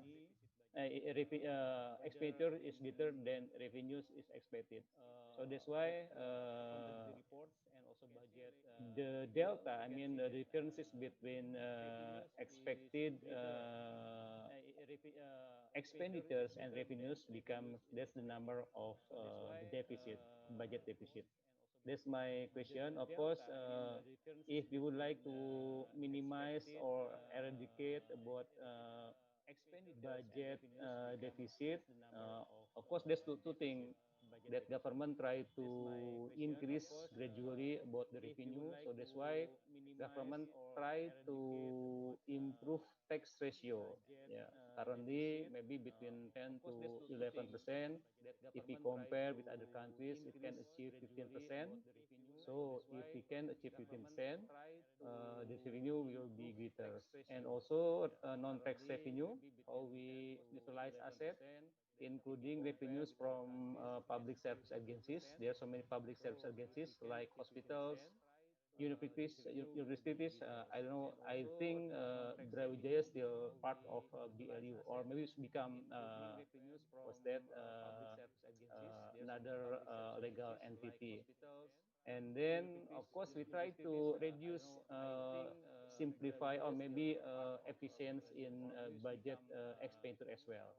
So that's why government try to reduce, subsidize, and also try to evaluate, to do some spending review, which budget expenditure should be minimized. Yeah, but of course, like Professor Marco said, budget is about a discussion which one will be priorities, and then it can change based on situation, including when we deal with pandemic COVID-19 as well. That's my answer, Mbak Aulia. Thank you. Thank you, Mr. Nur Faisal. And the next question will be asked by Aulia Rahman. That's my answer, Mbak Aulia. Thank you. Aulia Rahman, are you there? Mr. Nur Faisal. And the next question will be asked by Aulia Rahman. So, Uh, am I audible? Aulia Rahman, are you there? Yes, we can hear you. So, my question is to Mr. Marco. As we know, when the coronavirus came, Italy was in the worst condition. Thus, how does the government allocated changes to funds Yes, we can hear you. to tackle the coronavirus case? And does the significant withdrawal from other preference affected the national economy of Italy? Thank you. To tackle the coronavirus case, and does the significant withdrawal from other Okay, thank you. May I answer? preference Yes, Prof. Okay. affected the Gunazo. national Thank you. economy of Thank you Thank you. for your question. That it is uh, very Okay, very thank a you. very complicated one, Yes, and but also Prof. very Gunazo. interesting. Yes, you are right. According to the European Union regulation, the Italian economy was not really in good shape when the COVID-19 crisis arrived.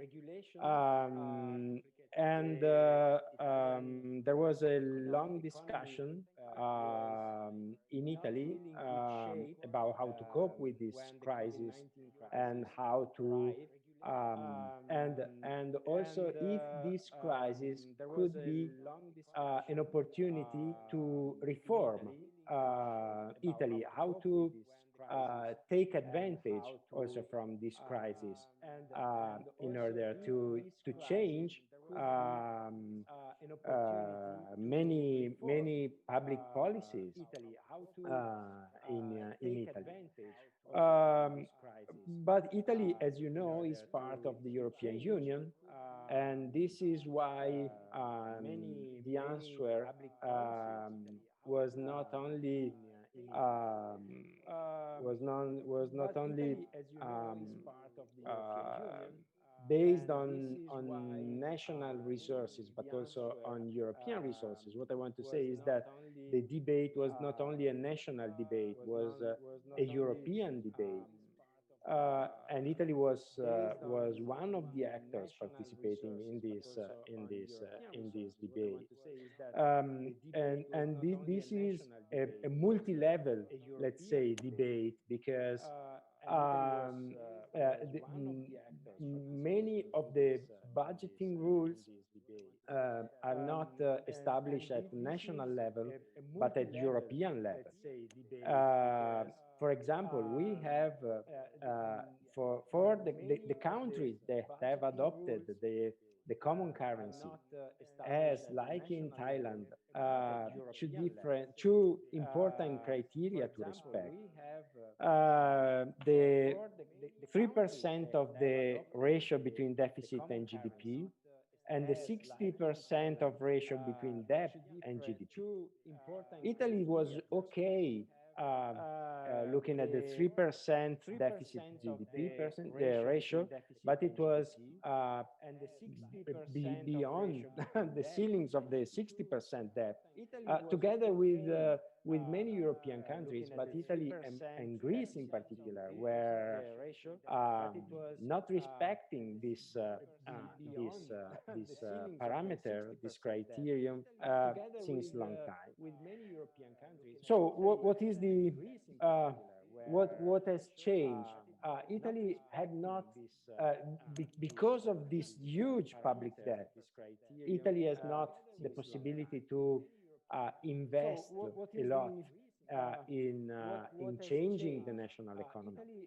So this is why Italy was one of the main actors at the European level asking for European reform in managing budget, national budget policy, national macroeconomic policies. So and here the answer look at at what the European Union is doing at the EU level. I mean, for all the members of the European Union, and particularly for the member of the Economic and Monetary Union.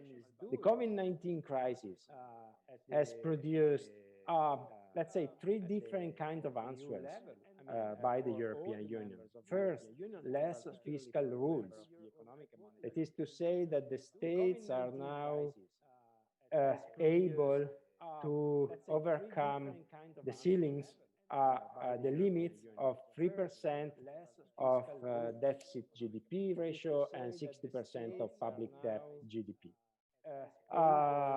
The European Commission has decided to relax the control of these two parameters, and the states are now more free to invest and spend their money. Second answer, the loans.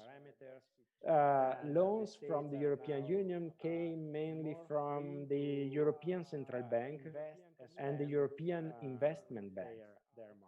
The European Investment Bank is a bank for investment in the, let's say, poorest regions of the European Union.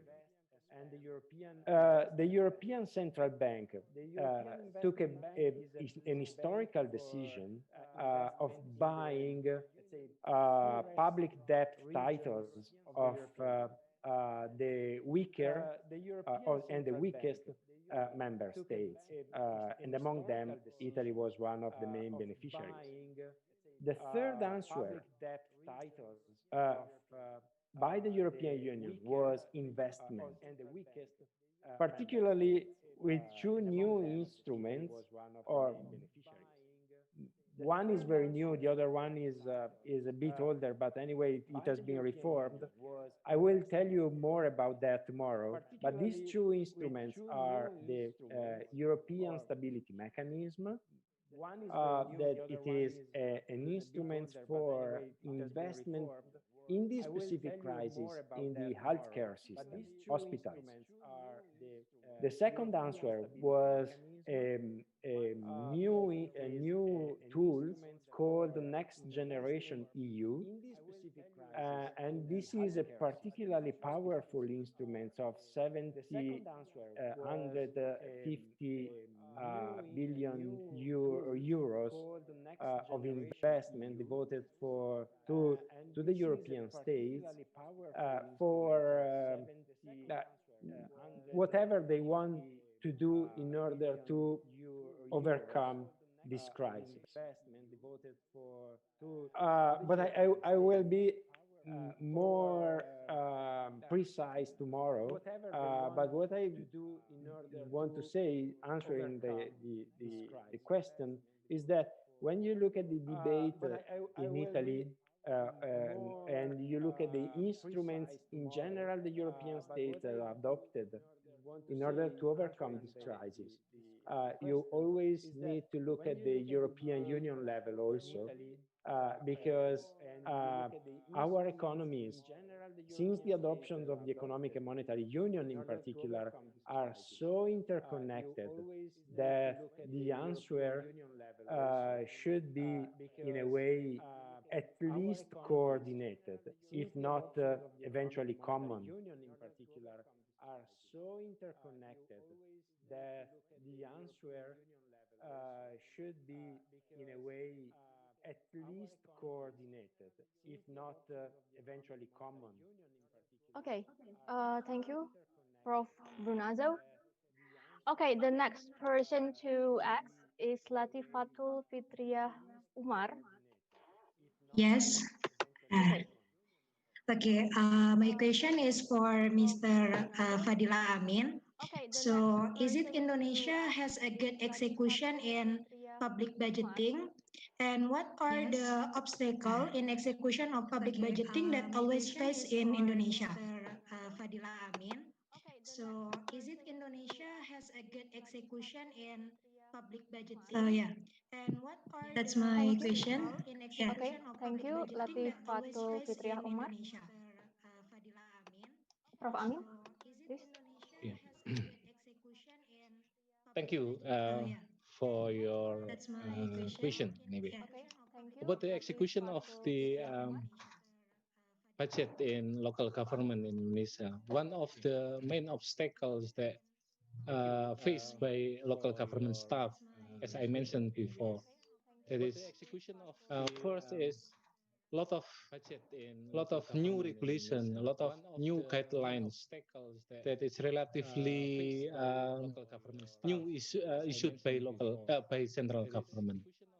So it is very challenge for the local government staff because we just been familiar with the existing regulation, for example, but suddenly new regulation come, and then this new regulation usually completely replace the old system.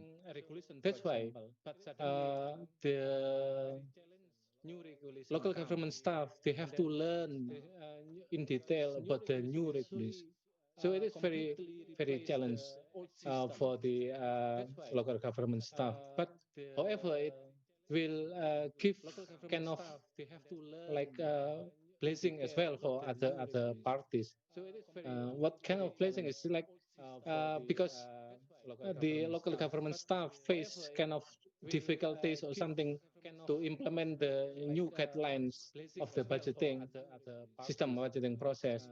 So usually they rely on the consultant. Consultant, they usually coming from universities or something. So in here, so a lot of advantages for my colleagues, for my my friends who become consultant in governmental bodies, both at national and local level. Like Professor Andi Feftawijaya is one of the leading consultant in local government institution, something like this. So yeah, and then the second one is about the usually the local government what is it something like this. So when new guideline issued by central government, the central government usually they don't give kind of orientation first to the local government staff. They just issue a new regulation, and then without any proper preparation anyway. So obviously confusion among the local government staff will happen. And also the third point of the obstacle of the execution of budget in local government is that because very strict rule now currently applied in this budgeting system.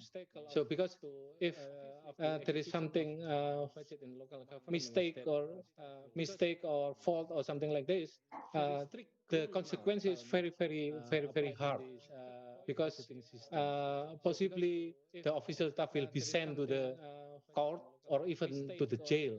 So it will be very complicated. So that's why, because of very hard consequences, they have to be handled by the local government staff. So usually they are extremely careful in executing everything. It is good actually, but in some extent, if we too what is it, of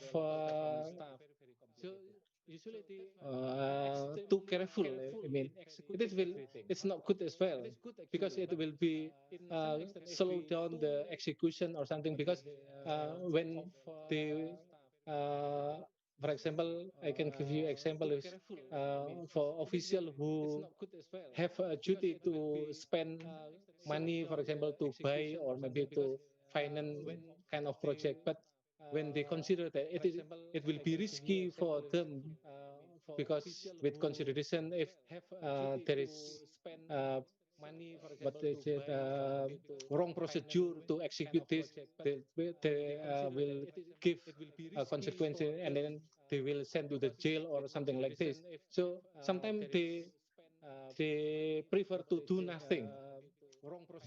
So the consequence is a lot of unutilized budget in local government currently, around 30% or maybe even more. Sometimes is lot of unutilized in local, in particular local government. And then I'll explain a little bit more tomorrow about this thing. Thank you. Thank you, Prof. Amin. Unutilized There are in several local, in questions and particular several local government. people And then already I raised will their explain hand a to little ask bit some more question, but I will tomorrow choose about this the thing. last person Thank you. to ask the question. Juan D. Peter, there are several questions and several people already Thank you. raised Am their I hand audible? to ask some question, but I will choose we can hear you. The last Okay. person to I ask want the to ask question. a question to Juan D. Professor Peter, Marco. In the part features of the governmental budgeting in Europe, is that in public budgeting there might be a lot of participants. It could be a citizen, government, NGOs, or business sectors. Is I believe that in public budgeting, government is really intervene a lot in making public budgeting. How about another type of the participants, such as NGOs or business sectors? Is there any possibilities that NGOs or business sector intervene in public budgeting? And if I am not wrong, you also said that Italy is the most transparent country in Europe regarding to public budgeting.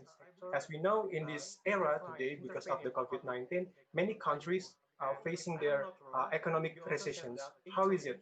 How the way of Italian government to be able giving their transparency related to the public budgeting? Thank you, sir. Facing their economic recessions. thank you, Juan. How is it? Professor Bunaizo, please. The way of Italian government So to be thank you. able Thank you giving their for these two questions. related to the public About the budgeting. plurality, yes, I didn't mention many actors Thank you, Juan. that are part of Professor Bunaizo, please. the budgeting policy Thank you and for these the two budgeting questions.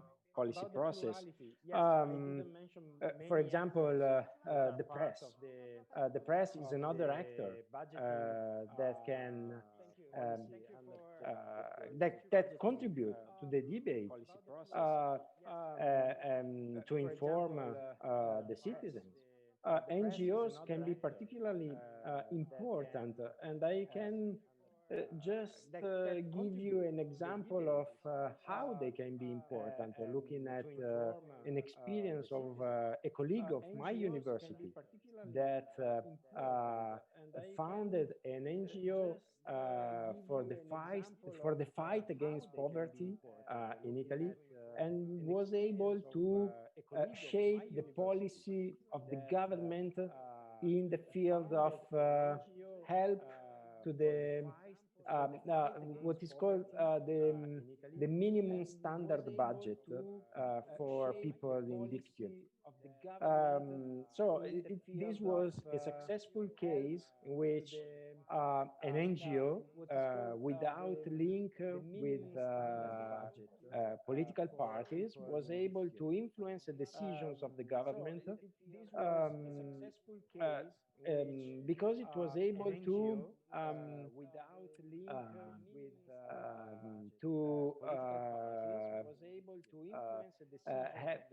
because it was able to adopt a strategy more very effective. There was a momentum in which the government was looking for solutions to the specific problem of minimum revenue for the citizens, and in that specific moment, the NGO was there able to suggest a solution.